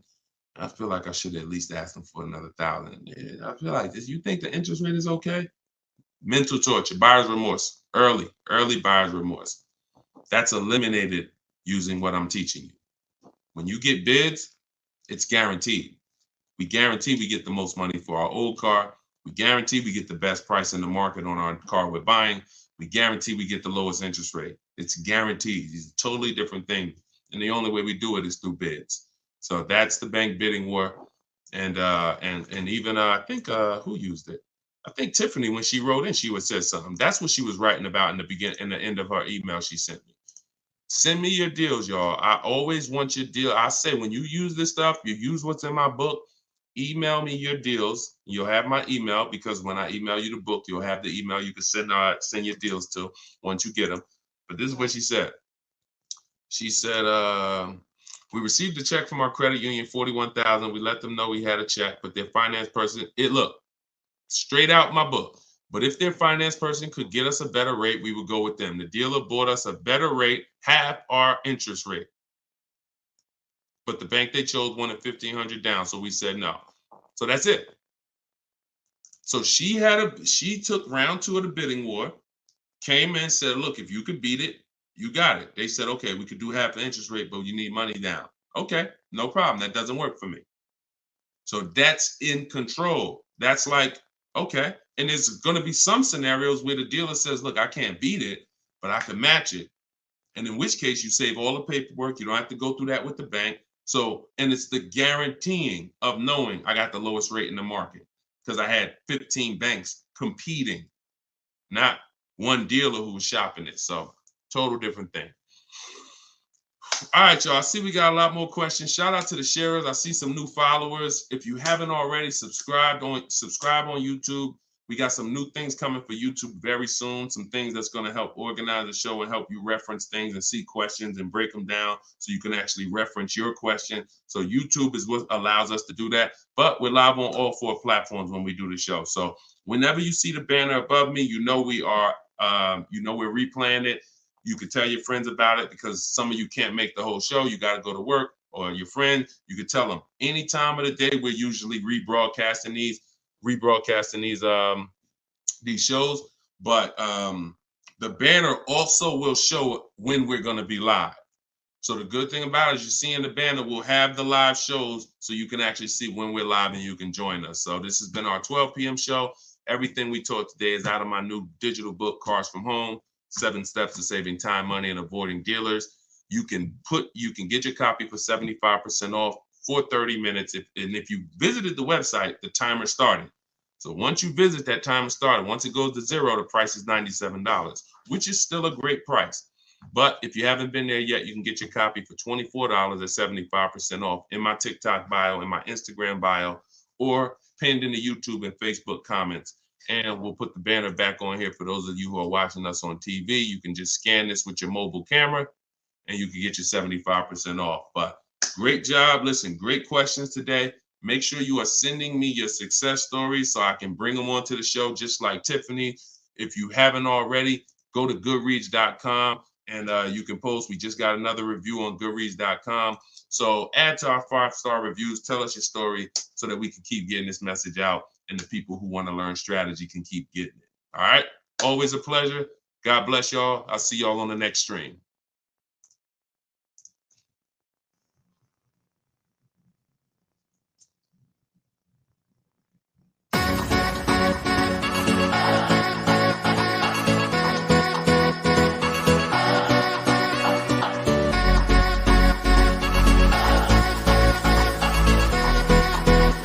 The worst possible thing you could say when you walk into a car dealership. I spent 5 years with Mercedes-Benz, 5 with General Motors, and the worst thing a person could say when they walk in is, if you could just get me to this payment, we got a deal.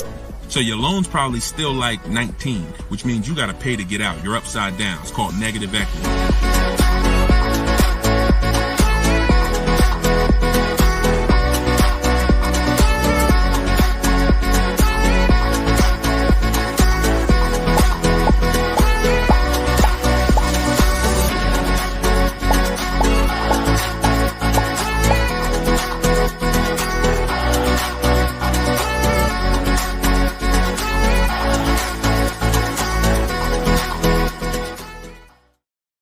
What's up, everybody? Welcome back to Car Shopping Questions and Answers. I'm your host, Deshone the Auto Advisor. This is episode 12, and we do these live shows to make sure that those who are committed to financial literacy get the insider strategies they need to get below market car deals.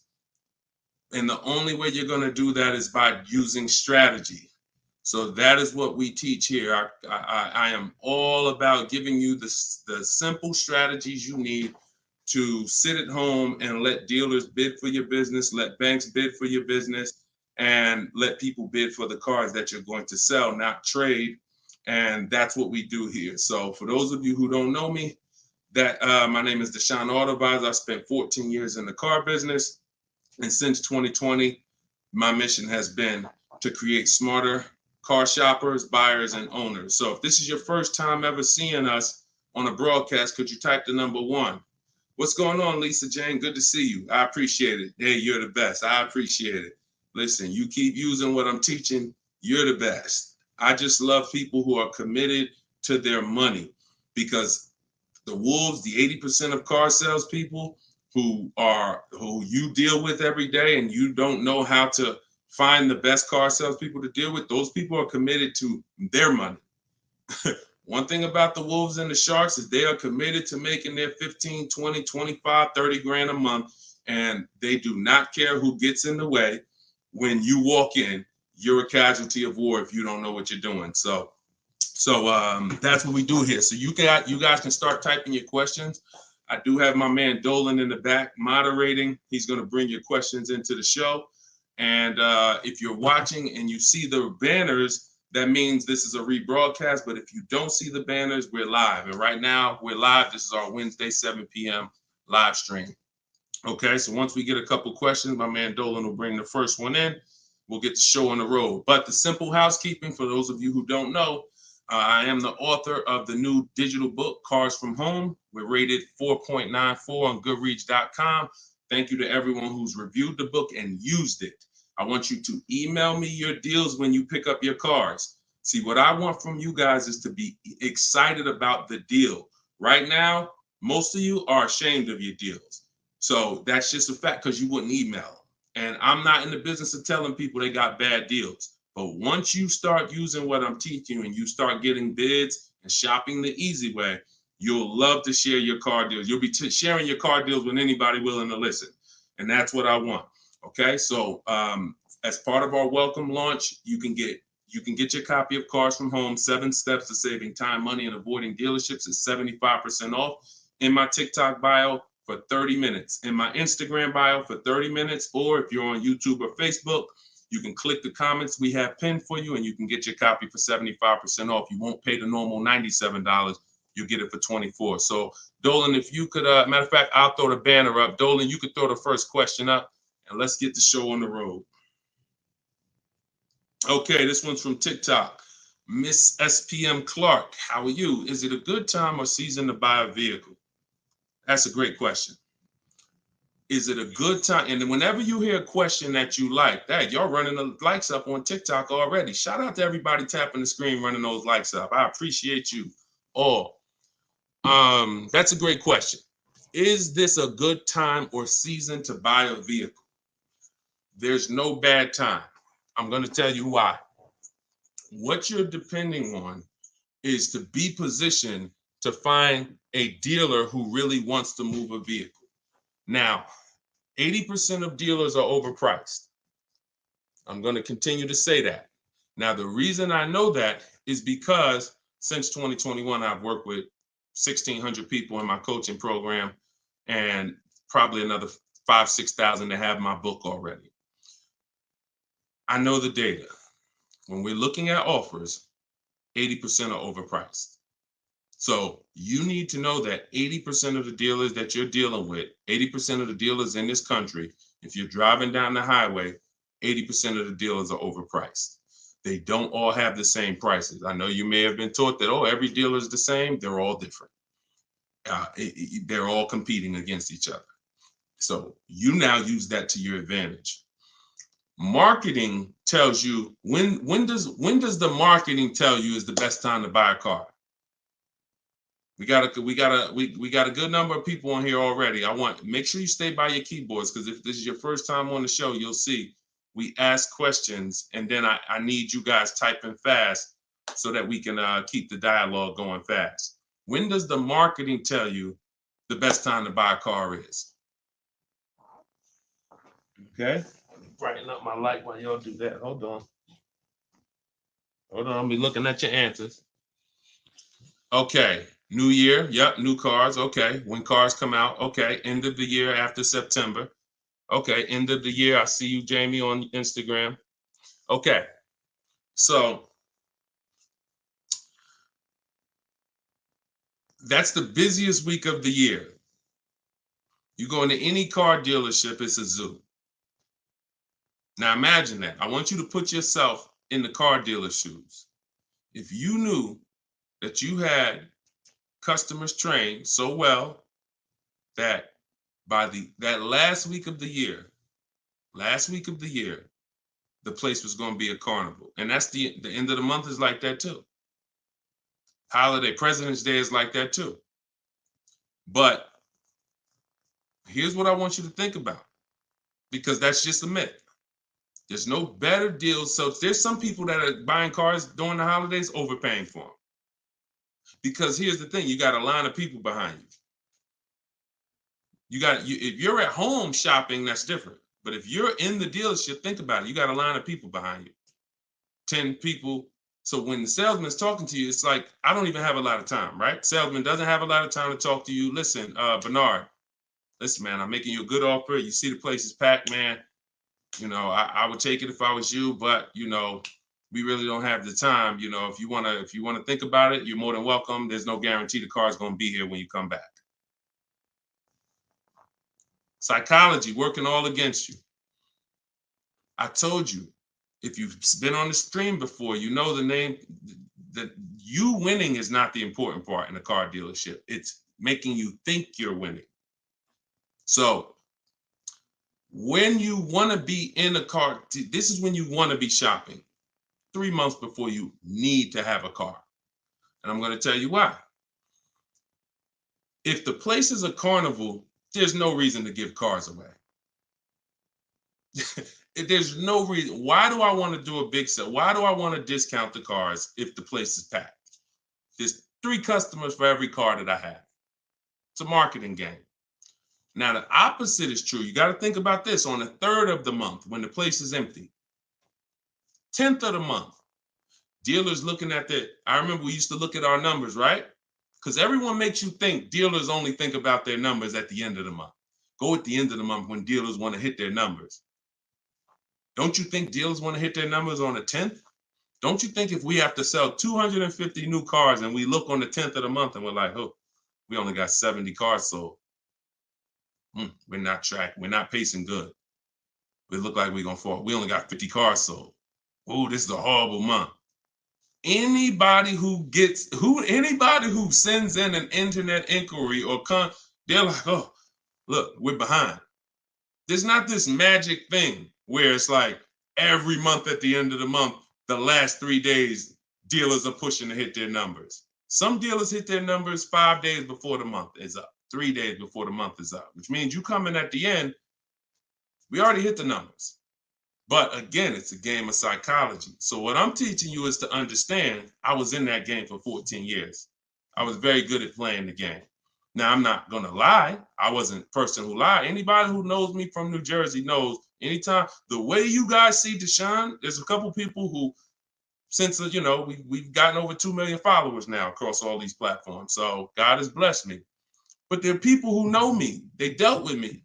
And when they see my videos, what they say is, the same way he is in the videos is the same way he was in the dealership. Nothing changed. Some people are like, oh, I'm online now, I'm teaching. And then it's like, they got a bunch of people out there that's like, no, that's not, he changed when he went online. The same way I was in a dealership teaching people about numbers, about leasing, don't buy your lease, all of this stuff that I'm teaching in the stream is the same way. So the game of psychology is what you have to stop falling for. Stop looking at marketing, and now you have to look at what does make sense. That's being in the market 3 months before you need a car. I'm gonna tell you why. If your lease is up in a month, that's good because you can extend. So I always tell you, start shopping when your lease is up, when you got one payment left. That's good. Start shopping your offers because if worse comes to worse, you can extend the lease for free and you can buy yourself another month or two. You want 3 months because here's what happens over 3 months. Lease deals change if you're shopping for leases. Offers and incentives change if you're shopping for cars that you're buying. If you're shopping for a new car you're buying, you can look so here's an example. Let's say I'm looking for a dark blue, Kia Sorento, right? For example, if I reach out to them, something I teach in my process is we have 2 dates. 2 dates. Those of you who have my book know this. Some of you have seen it in my free social media videos. 2 dates. As soon as date, no later than date. As soon as date is the soonest you can say yes to an offer. That's the soonest you should be looking at offers. You shouldn't be looking at offers if you can't say yes to it yet. Wasting time. Then the second date is the no later than date. That's our deadline. So the time between there, I like to see 3 months because when you reach out to a dealer, one of the things in my template in my book, one of the things you should say if you're talking to a dealer is, I can make a deal today, but I don't need a car until December, whatever. Whenever that is, in the summer, whatever. Because the time in between that is your leverage. That's the time where you could say no. That's the time where everyone else who's going in the dealership, the way everyone else shops, they're going in desperate. Oh, I need a car today. I need a car by Friday. All of the stuff they're saying out their mouth that's going to make sure they pay more because car sales people hear that stuff. And so you're not saying that. You're saying, hey, if you got a blue one and it's not going to be here for 8 weeks, I'm interested in that. See, they can't present that to these other customers that are there desperate mode right now. That car that 8 weeks away, can't present it. So inventory changes on a month-by-month basis. Incentives and rebates change on a month-by-month basis. I'm gonna tell you the biggest thing though. Let's go to used cars. Price trends change on a month-by-month basis. So when we go to shop for used cars, we always have on alert so that every single new car that hits the inventory pops up on our phone, in our email. Everything I'm teaching you is in my book. Now, I don't hold back. You can get it any way you want. You can get it on the stream. You can get it on my videos. You can get it in my book if you want it all in one spot. But so when we do this, everything new is popping up. We can see the price changes. We can monitor the price changes. But the biggest thing is when a dealer needs a deal, you're positioned. Let that sink in. I just gave you a scenario a couple minutes ago of how it looks when a manager comes in and says, all right, y'all, we got to have a meeting. Okay, y'all, it's the 10th of the month. We only got 50 cars out. We got to sell 250 cars by the end of the month. We're way behind. Anybody who is real, that's what we call a real customer, a real buyer. Get them on the phone and, see if they're open. We're not turning away any reasonable offer today. Now, for those who are desperate, need a car today, need a car this week, those people been going. They're never going to get these phone calls, very rarely, because they're moving so fast. You position. You in their email. Tom knows Sparta is been emailing me. He told me he doesn't, or she, I can't tell if it's, I can't tell by your name, whether you're a man or woman, but let me see. Sparta, hey, I know I couldn't get to your offer before. You still open? Yeah, thank you. What you got? Position. So you can't do that when you're desperate and when you're shopping. Now, if you're in an emergency, understood. You totaled your car, you need a car in 2 weeks, understood. We got plenty of people who get in, use my stuff, they get their car in 2 days, they get their car in. That's why my biggest thing is teaching you the strategies you need to get below market deals in 48 hours. But the benefits of having time can't be measured. The benefit of being able to look at deals, have dealers call you. I had one of my people who listened to me. He had a Kia Telluride. The general manager called him the last day of the month and said, look, if you could get this done today, I'll take $5,000 off the price. That's the one he ended up going with. His name is Wendell. So I don't say there's a best time to buy a car because I've seen deals at the beginning of the month. I've seen below market deals at the end of the month, non-holidays, holidays. I've also seen people overpay with no strategy at the beginning of the month, the end of the month, the holidays. So you get what I'm saying? Y'all understand that? It's all about being positioned. And if you can be positioned, you'll find that you'll love getting those calls and those emails. Like, man, all of those people, when I reached out to them, they act like they didn't want to do a deal or they couldn't get to my number. Don't worry. 2 years ago, I was shopping for my mother's Mazda CX-5. I reached out in October for the offers. I looked at the offers, didn't like them. Then I reached out in November. Same salespeople. They knew me. They know I'm serious. But, hey, I didn't like the offers last month. Didn't like the offers in November. December, guy calls me or emails me, Deshone, I got this car. Let me know if it'll work for your mother. I think I can get to your number on this. Saw the car? Yep, car works. That's the one we ended up getting. Strategy. All right, that's how I want y'all moving. Go ahead, Dolan. Next question. This one's Lisa Jane from TikTok. How are you? And we are live, y'all. This is our Wednesday, 7 p.m. live stream. So if you don't see the banner, that means we're live. If you see the banner, that means you're watching the replay. People watch the replays all throughout the week, so people get value out of the replays. But if you are not seeing the banner, that means we're live. So ask your questions. Time to turn in my lease. I'm already over the sales guys, not sure how to start. First thing you're going to do, sounds like you've decided you're going to lease again. So that would be the most important question. That's always the first question because that's the foundation of your deal. Leasing versus purchasing. I always say, if you've been on the show before, you can't get a great deal if you purchase, but you should have leased. Impossible. So once you decide that, now we're going to do an equity assessment. So we are no longer, Lisa, going to turn in. Who's dropped off a lease to a dealer at any time in their life? Type 1. You had a lease, you've just dropped it off or returned it to the dealer. And what you're going to see now is you're getting a lot of dealers that say we're a lease return center.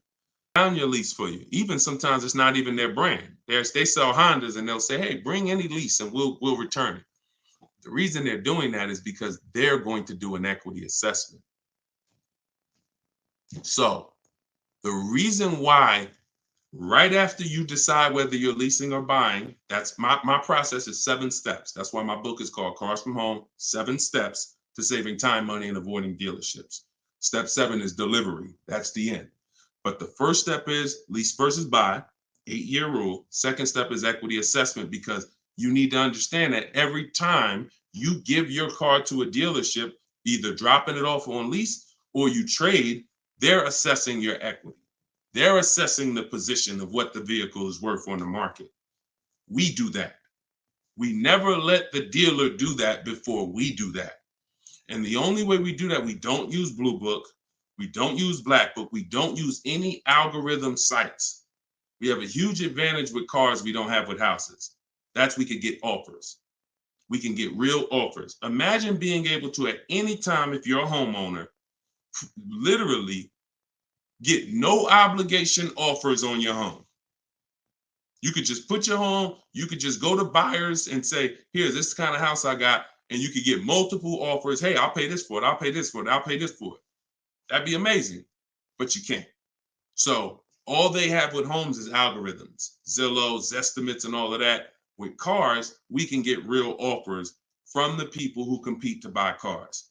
And this is our first step before we budget, before we think about what car we want, before shopping, we are doing an equity assessment.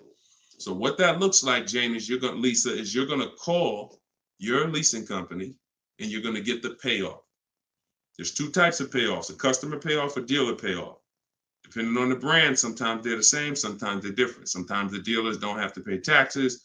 And so it depends. There's no hard rule, but you're going to get the customer payoff. Customer payoff, then you're going to ask them, that step is the same for everyone, whether you own a car, you lease a car, doesn't matter. Only people who don't have to do that is if you have a paid off car. You skip that step and you go right to the next step. But if you have a lease, you're going to ask an additional question. Do I have a third party restriction? If you don't have a third party restriction, you can sell to the highest online bidder. The bidders that we're going to get, if you own your car outright, you can sell to the highest online bidder. You have a lease with no third-party restriction, you can sell to the highest online bidder. If you have a finance car with a bank loan on it, you can sell to the highest online bidder. The only people who can't sell to the highest online bidder are leases with third-party restrictions. So you're still going to go and get the offers from the online bidders because you want to know a roundabout of what the car is worth. So we're going to go to CarMax, we're going to go to Drive, we get 6 offers.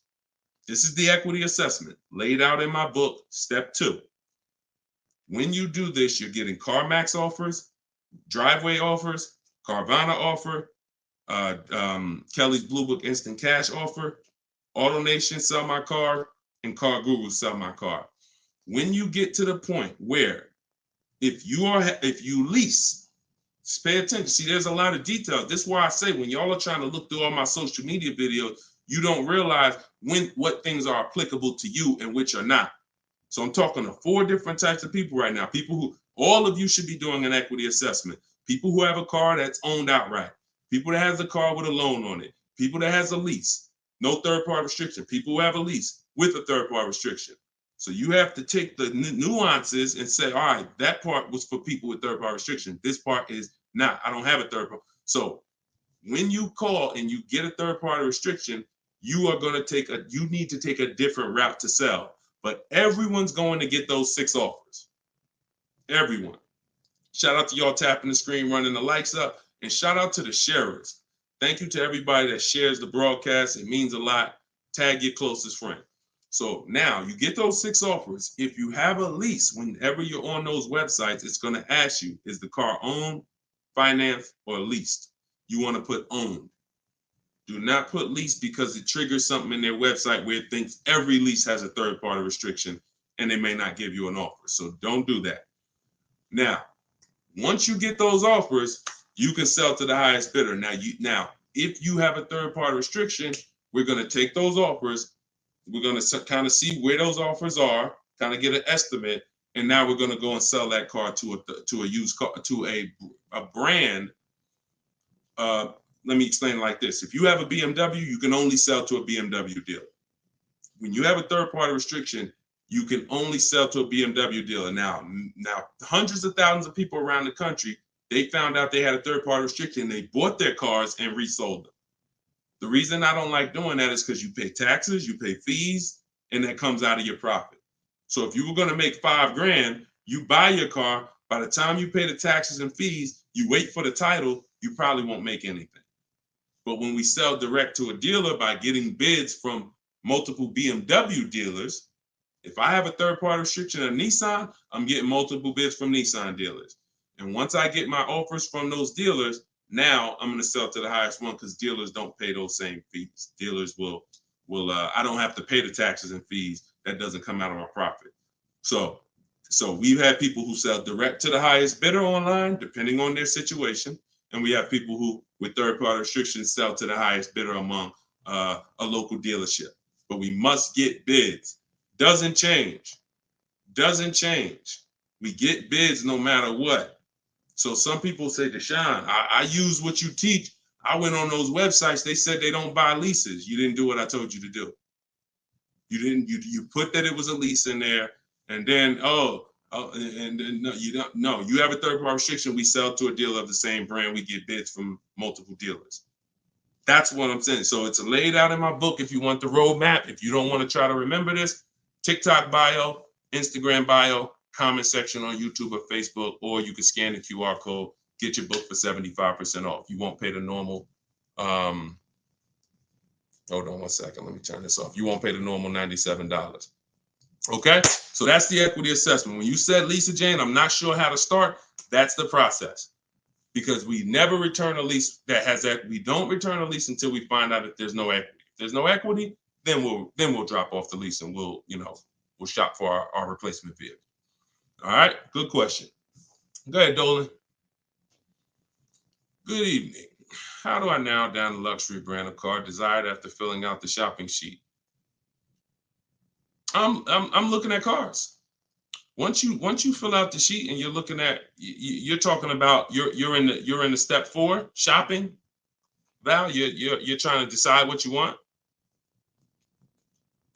Hold on, let me be clear. If you're in the phase where you're trying to decide what we want, we see in step 4 we have a whole process, a whole step that's called shopping, not buying.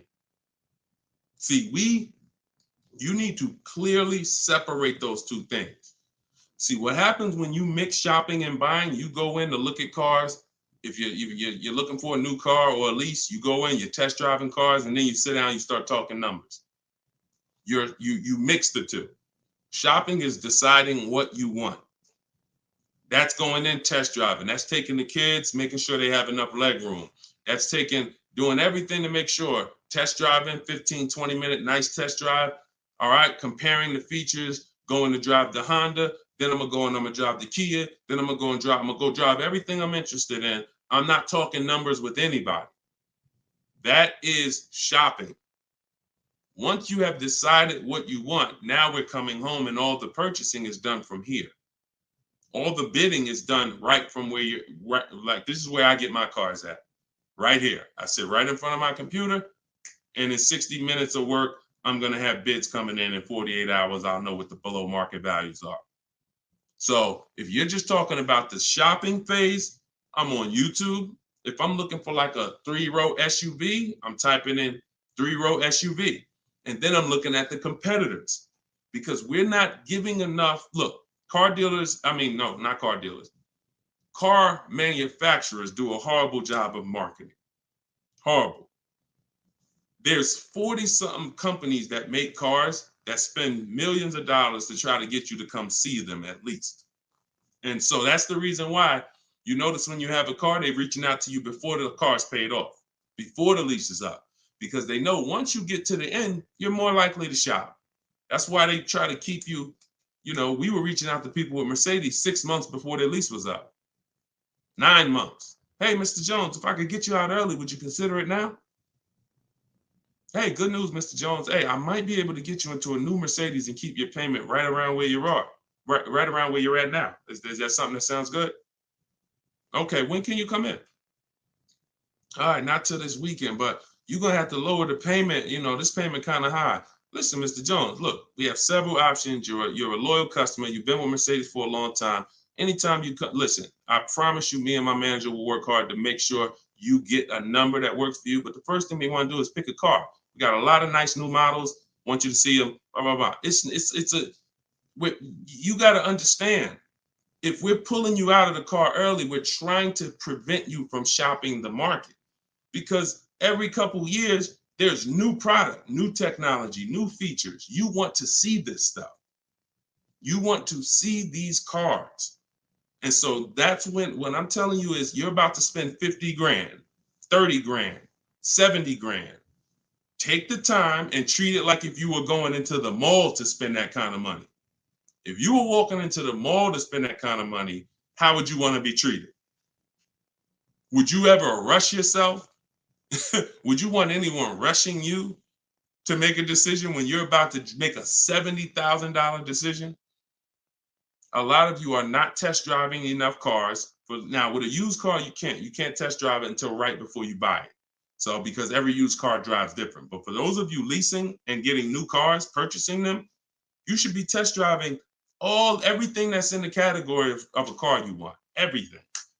Test driving and then narrowing it down. This is how people end up getting a car, and in 3 months they're like, hey, I don't really like the car. It's not as comfortable as I thought. You didn't test drive it. You did a short, quick test drive. So don't rob yourself of the shopping experience. We don't. That's why I have a whole step that is only devoted to shopping. And then what you do, Val, is you put it into Google and you type in the year and you type in initial quality. That's going to tell you on that first page what the ratings say. Listen, don't ask your neighbor what they think of the new car. They might love it, but there's 10,000 other people in the country that have that same car. You need to know what is the data saying about that. 10% of those people might be dealing with electrical issues. That's going to show in that initial quality scan on Google. Then you look and you Google reliability. So initial quality's first 90 days, reliability's first 3 years. Everyone who's leasing needs to be typing those two things in. Initial quality, skim the articles, look for any red flags, then do the same thing for reliability. Those of you who are purchasing, you should be doing longevity. And that's going to tell you if the car has transmission problems later on. That's going to tell you what the engine is rated to do. These are 5-minute exercises that will save you from getting a Maserati that's in the shop every 3 months. So that's the shopping process, Val. And don't cheat yourself of it. Don't shortcut it. Take as much time as you need in that part of the process. Because once you decide what you want, getting offers is quick. If you're doing it my way, getting offers is literally 60 minutes. So don't rob yourself of shopping. All right, good question. Go ahead, Dolan. One thing I will not do is sign anything to test drive. If anybody ever, keep that question up. If anybody ever makes you sign something to test drive, first of all, and I have a particular way I set up a test drive. In my book, I teach you how to call a dealer, ask for the most experienced salesperson, the guy everybody loves, the person everybody loves, and you set up the test drive with that person. You set up a random test drive or you walk into, you don't know who you're going to get. You might get Lou Ricardo. He only been there for 2 months. He made $10,000 last month. He hungry. He feeling like he could do no wrong. Even when he lies, he's not going to get caught. And that's the guy you're dealing with. You got to set up everything is a system. Nothing is left to chance when you're following my process.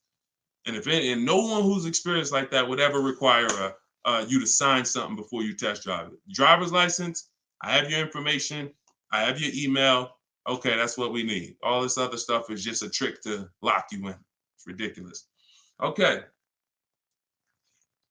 All right. This one's from YouTube. Deshone, I got equity now at the end of my lease, but I got a third-party restriction. How can I sell it to a dealer without buying a new one? Separate the transactions. When Dave came in, Dave was the first person who used this strategy back in 2021. And he joined me because he said, look, I had a BMW. As soon as I found out how to get around this, that made me like $1,500 to $2,000 more because I had the third-party restriction. You call, we speak to used car managers, and you're going to get bids from used car managers. Hey, I got a car. I'm looking to sell it. I have a specific script in my book, but hey, I'm looking to sell it. And, can I give you some information about it? And you give me an offer. And we want to get at least 3 offers. It's a relatively new car, 2-3 years old, and that's it. You're having conversations and you're getting offers. These guys, their job is to buy cars. So, but that's independent of who you're getting the car from. So if I talk to a guy and he was like, look, I like your car, I can pay you this for it, I'm going to tell him, look, okay, I'm about to shop for my new car. I'm looking to have that deal done in a couple weeks. And as soon as I make that deal and schedule the delivery, I'll call you and I'll drop off this car to you. Now he's going to say, well, if too much time passes, I might have to look at it again. No problem. Understand.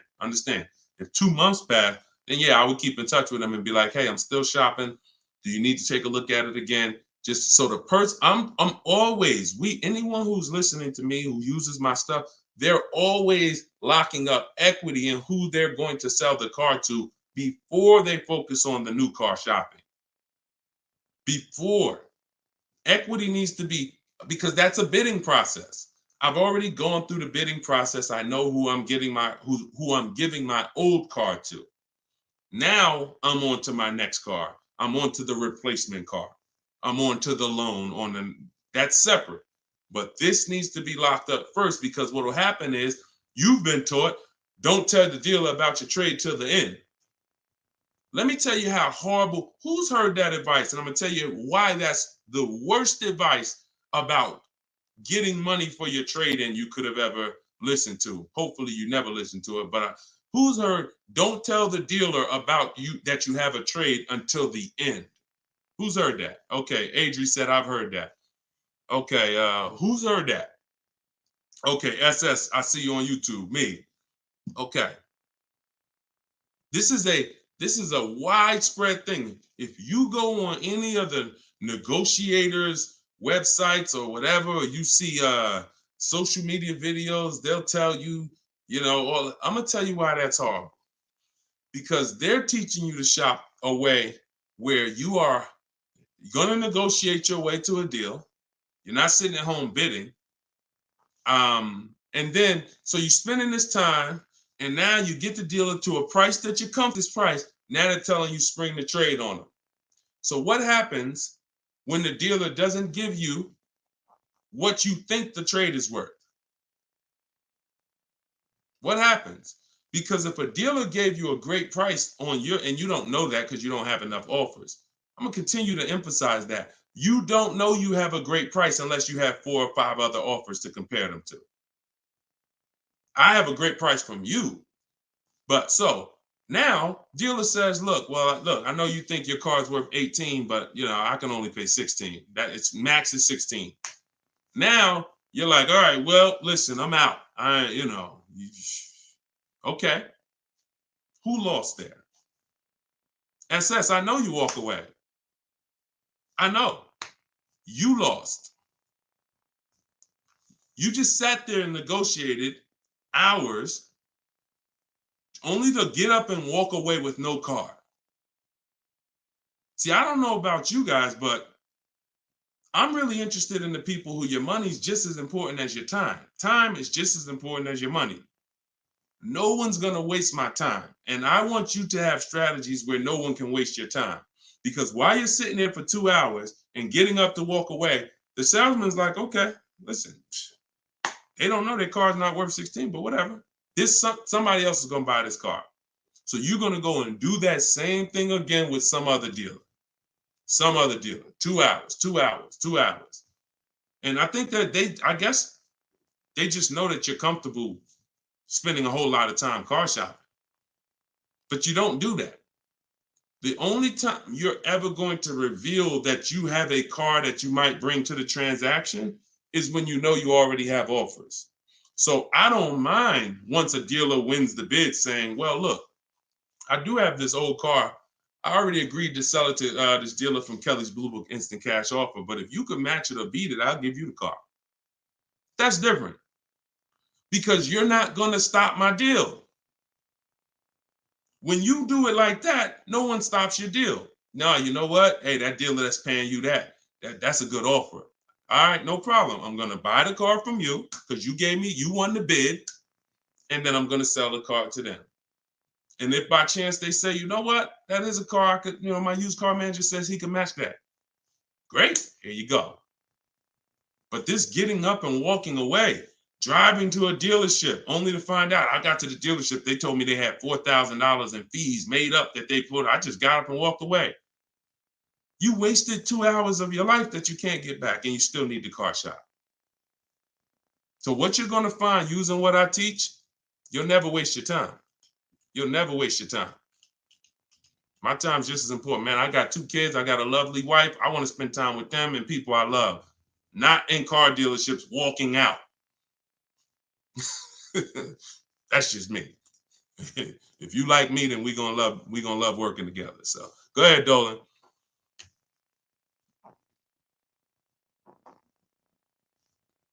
All right. Why is the dealership telling me I have to pay a down payment on a lease? You're only talking to one dealer.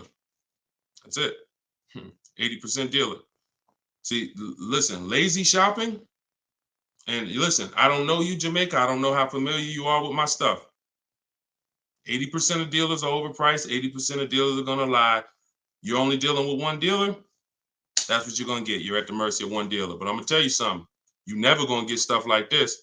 Tote, $690 a month, $54,000 BMW, sitting at home getting bids. Look, absolutely thrilled to share. I graduated.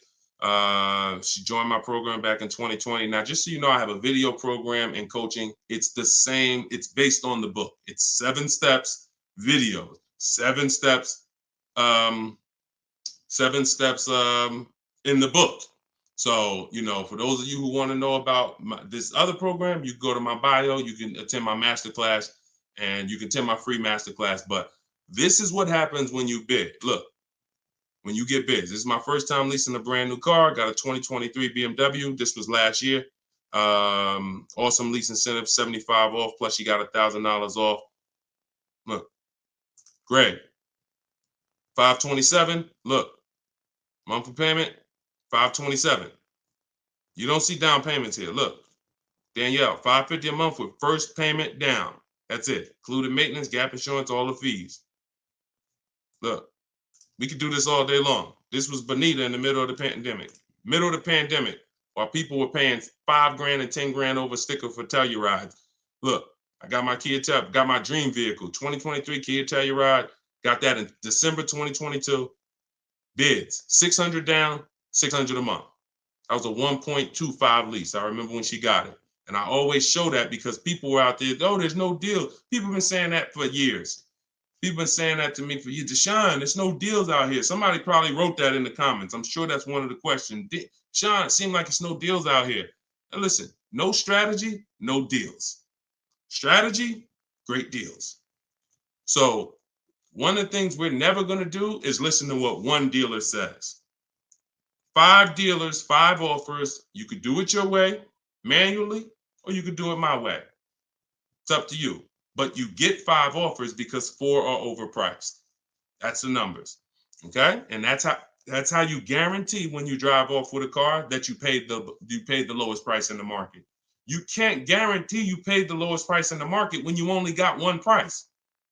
You can't guarantee when you only got 2 prices. Now, somebody who in my book, I teach something called the 25-to-5 strategy. This is for new cars and leases. We connect with 25 dealers online using my templates. You copy and paste. I got all my stuff in there. You just fill in what you want. And then we reach out to, and then out of those 25 dealers, we're shopping all their inventory. So we got a good shot of, out of 25, we got a good shot of 10 of those dealers having a car we'd be interested in. And our goal is to get 5 offers. That's it, all by email. So you can do it your way. You can call, you can do however you want, but we know this because we shop better than anyone else in this world. So when we're looking at all these offers and when we can say confidently 80% are overpriced, we can talk to someone who's only getting 1 or 2 or 3 offers and tell them there's no way you're going to get great below market deals shopping that way. It's just not going to happen. So I wish I could tell you could mix your way. The only thing I can say about mixing your way is if you don't want to use my strategies to get the 5 offers. You want to get 5 offers some other way, God bless you. But you get 5 offers if you want below market deals. And if you're looking at super popular vehicles, Charles got a Palisade. Look, he got 10 offers. I reached out to 35 Hyundai dealers, got 10 quotes back. Offers range from 1.23 to 1.66. He ended up with a 1.23 lease on a Hyundai Palisade. $48,000 vehicle, $597 a month. So that's why the dealer you're dealing with is telling you need a down payment because that's who they are. They're an 80% dealer. They're an 80% dealer. All right? That's just what it is. Strategy. Go ahead, Dolan.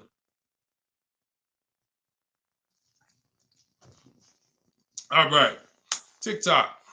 Miss Brooklyn. How much is a good price under MSRP? It's going to be different for each car. It's going to be different for each car. There's no way for you to know this. No way for you to know this. Look, Eddie got a Toyota. He got $2,086 under MSRP. You don't know what the bottom is without offers. Your way of shopping the old way, you're just feeling for the bottom. No way.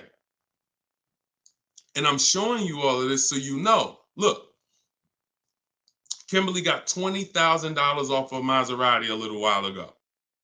$86,000, you see it right here, $86,000 MSRP. Their selling price to her was $66,261. Had she got excited thinking, I'm just going to make up a number.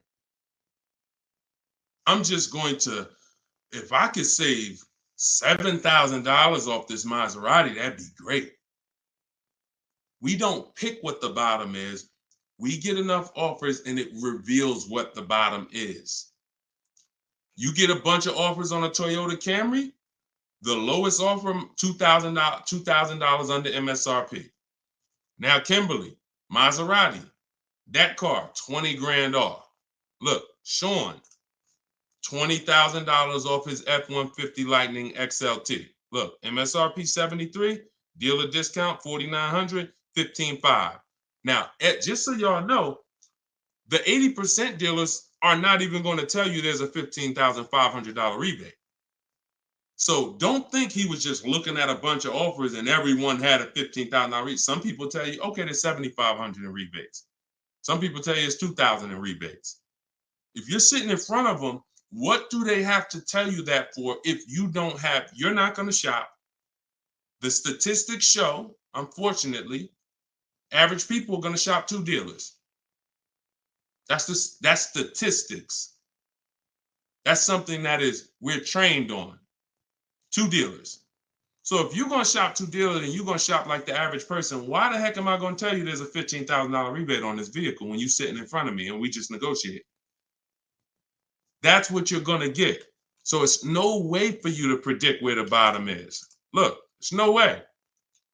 Look, this is Tiffany. Tiffany sent me this the other day. She used my book. She got a $44,000 CX90 Mazda 2024, $6,530 off. Look, you see it up at the top. Believe we got a good deal from what we learned from the rest of the book. This is a bid. Now, I'm going to tell you, I don't care how big the discount is. If it's from one dealer, that's not enough. Because again, the discount could look amazing. Wow, 7 grand off, 10 grand off, 15 grand off. Until you get the 5 offers minimum, what if the max was 20 off? What if the max was 25 off? I told you, I sold a Maybach when I was working for Mercedes-Benz. It had a $20,000 rebate. If a person was getting bids for the Maybach, they would have saw that they could probably save 30, 40 grand off a Maybach at that time when they were running a $20,000 rebate. But if they came in and the dealer said, all right, look, I'll give you 15 grand off. If they thought, okay, that sounds good. So you don't get to pick where the bottom is. No one does. And if you try that, you're going to lose every time. And you're going to lose by not getting to the bottom and by wondering.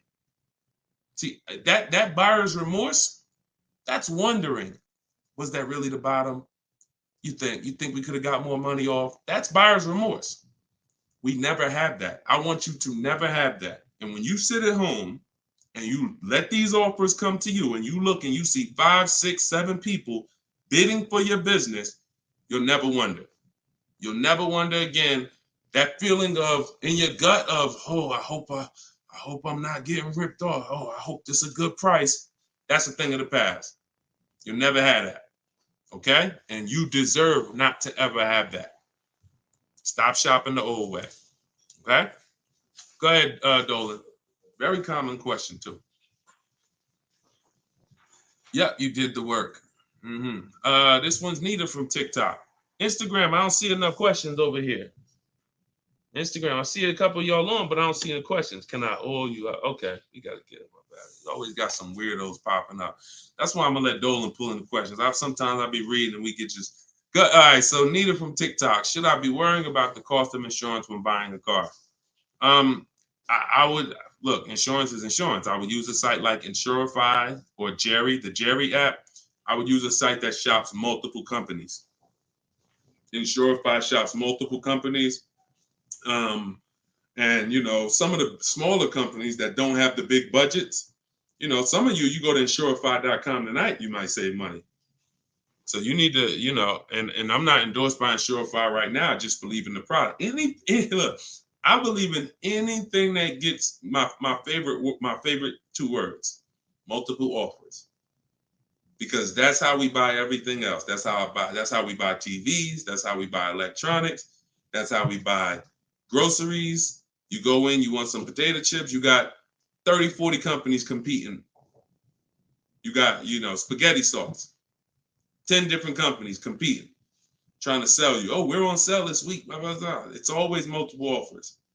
So any tool that gets multiple offers, I love it.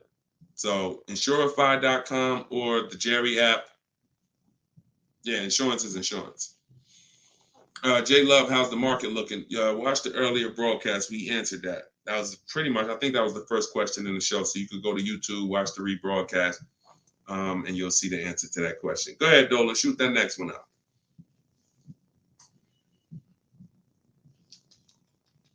Okay, what is a third-party offers? What is a third-party restriction? Third-party restriction is a restriction in your lease contract that says you cannot sell direct to a used car buyer other than a dealership of the same brand. So we get bids from Carvana, CarMax, Driveway, Kelly's Blue Book Instant Cash Offer, Car Gurus, and AutoNation. 3 of those offers are from local dealers. 3 of those offers are from online car buyers. And they cut a check same day. Simple process. They compete. Third-party restriction means you can't sell direct to them. You would have to buy the car and resell it. We don't do that. We sell to a dealer of the same brand. We get bids from a dealer of the same brand. So that's what a third-party restriction is, and that's how we handle those. All right. Go ahead, Dolan. Everything I'm teaching for those who just came on is in my new digital book. It's called Car Shopping. Well, it used to be called Car Shopping for people that hate car shopping. Now it's just Cars from Home. 7 steps to saving time, money, and avoiding dealerships. So for those of you who want the same results that you're seeing from all these people, if you want those below market deals to be your below market deals, and you get the roadmap, you get the guide, it's a step-by-step blueprint. First step is, because many of you don't know the 7 steps. Those of you who have the book, you know it. First step is the most important question. How many years are you keeping the car? That's the 8-year rule. That's going to help you decide whether you need to buy or shop for a great lease deal. Second step is the equity assessment. Third step is deal structure, and it's deal-focused budgeting. We don't just budget. Budgeting is whatever it is, I'll just budget and I'll see what I could afford. No, we budget for a deal. You need to know what a deal. When I'm budgeting for a lease, I'm budgeting to see if the lease is great, this is what it should cost. If I'm budgeting for a purchase, I'm budgeting, this is how much a great deal should be. I'm coming up with my max offers way before I ever go look at cars. So that's day 3. That's step 3, deal structure. Step 4 is shopping, not buying. Step 5 is multiple offers. That's when we're in the market. Step 6 is paperwork and protection. Step 7 is delivery. 7-step process. So everything is in there step by step. You can get your copy for 75% off as part of our book launch. It's in my TikTok bio, in my Instagram bio, or if you're on Facebook or YouTube, it's in the comment section, or you can scan the QR code on the screen. If you're watching us on TV, you can scan that QR code with your camera to get your copy. Be in your inbox in 5 minutes. Okay, this is Wes from Facebook. How do you feel about vehicles that are well over MSRP? Don't. See, I mean, if you guys can't see that you need help, because the language you're using is really desperate language.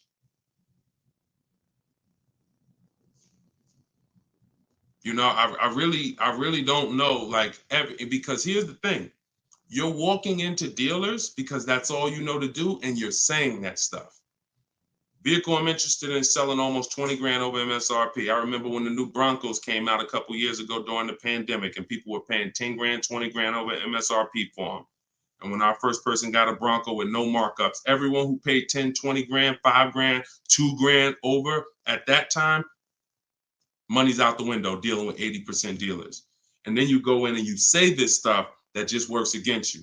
Oh man, yo, you go into another dealer. Hey, what's the, oh, y'all got, how much y'all asking for this? Well, we're asking 10,000 over sticker. Oh, okay, that's better than the other deal. This other deal I was in, they was asking 20 grand over sticker. Negotiating against yourself. How you gonna turn around and ask me for money off when you just said that the price, because I'm 10 grand over, I'm good. Oh man, you only 5 grand over stickers. Man, you all right, this is good because the other one was 20 grand over sticker. Okay, so don't ask me nothing about my 5 at all. You interested? Because hey, yeah, let's talk. What's the payment like on this? All right, come on, have a seat here.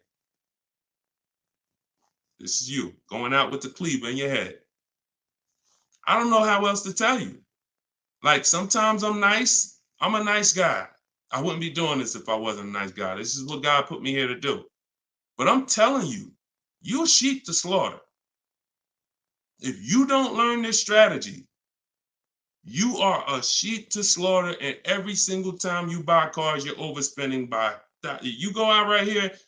Now, if you get bids and you start to see, okay, man, I could get that car not only for this. We had somebody come on the show the other day, and she said, man, I got a brand new 2024 BMW X4M, the M. And she said, I got the bids. I got 4 grand off and another 3,000 for my military. I saved 7 grand. Bids sitting at home. Some people going in the BMW dealers paying 5 grand over sticker for the brand new, newly designed 2024 M. So, any way I could get it, I'll break down the numbers and let you see. That sound like this guy and these people he's showing getting way different results than I'm getting. And sometimes I'm gonna just be straight up with you. You $24. I don't know. So go ahead. I don't know, because that's it. All I could do is just follow the show and listen to what we're talking about so you can understand. Go ahead. Go ahead, Dolan. You can't make people. It's crazy. Like, literally, you cannot make people. Like, I could sit on here, talk to them blue in the face, talk about the money, show the people. You can't make you. I can't make y'all.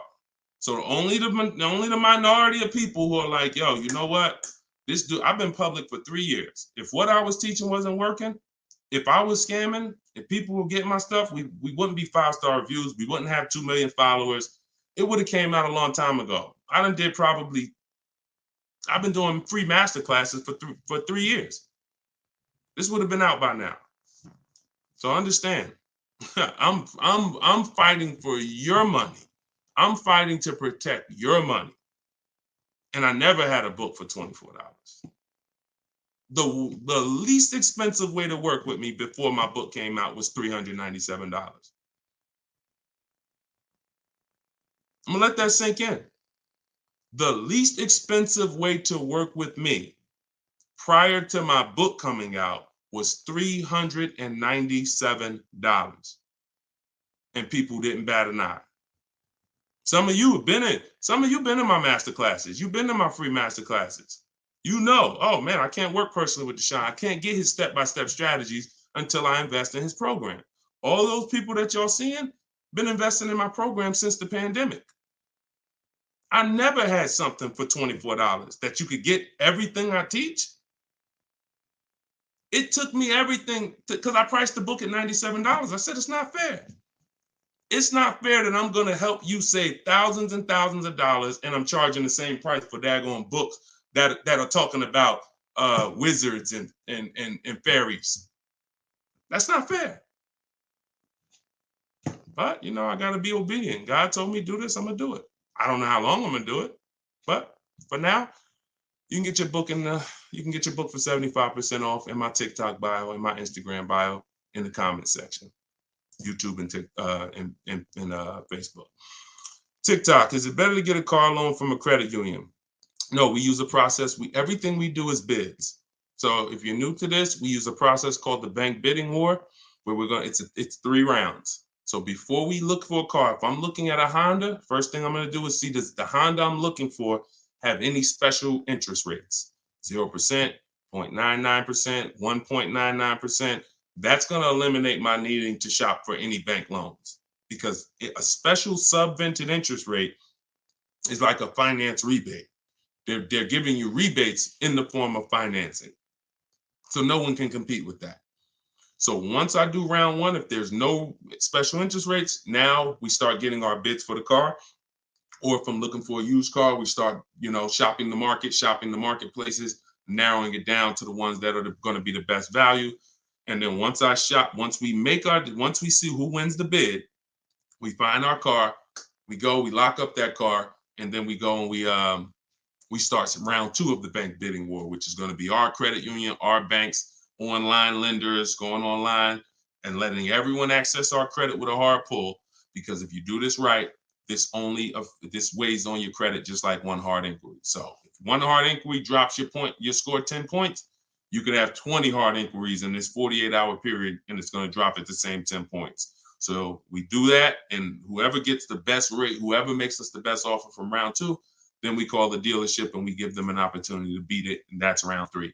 The dealers have 7, 10, 15 banks. Any of their banks can beat it. That's the bank bidding war. Everything we do is a bid. There's no price assurance shopping the old way. Not only are you overpaying, even if you get a good deal, you're going to question it because you don't have enough offers to compare it to. Once you have enough offers, I had 10 banks compete for my business. I know I got the best rate. We need to know. That's the name of the game. Price assurance, guarantees. These are words that you haven't had in your car buying experience. I'm guaranteeing. If I ask any of these people here that I showed you, Tiffany with the Mazda earlier, Sean with the $20,000 off his F-150, Charles with his Palisade lease. If I asked any of these people, if you said, hey, look, are you willing to bet me $500 that there was no better offer in the market that you could have got, they'll all take the bet. I'll take the bet. But if I asked you, and I took listen, what's the last car you bought? Okay, are you willing to bet $500 that there wasn't any lower offer in the market for that same car? Would you take the bet?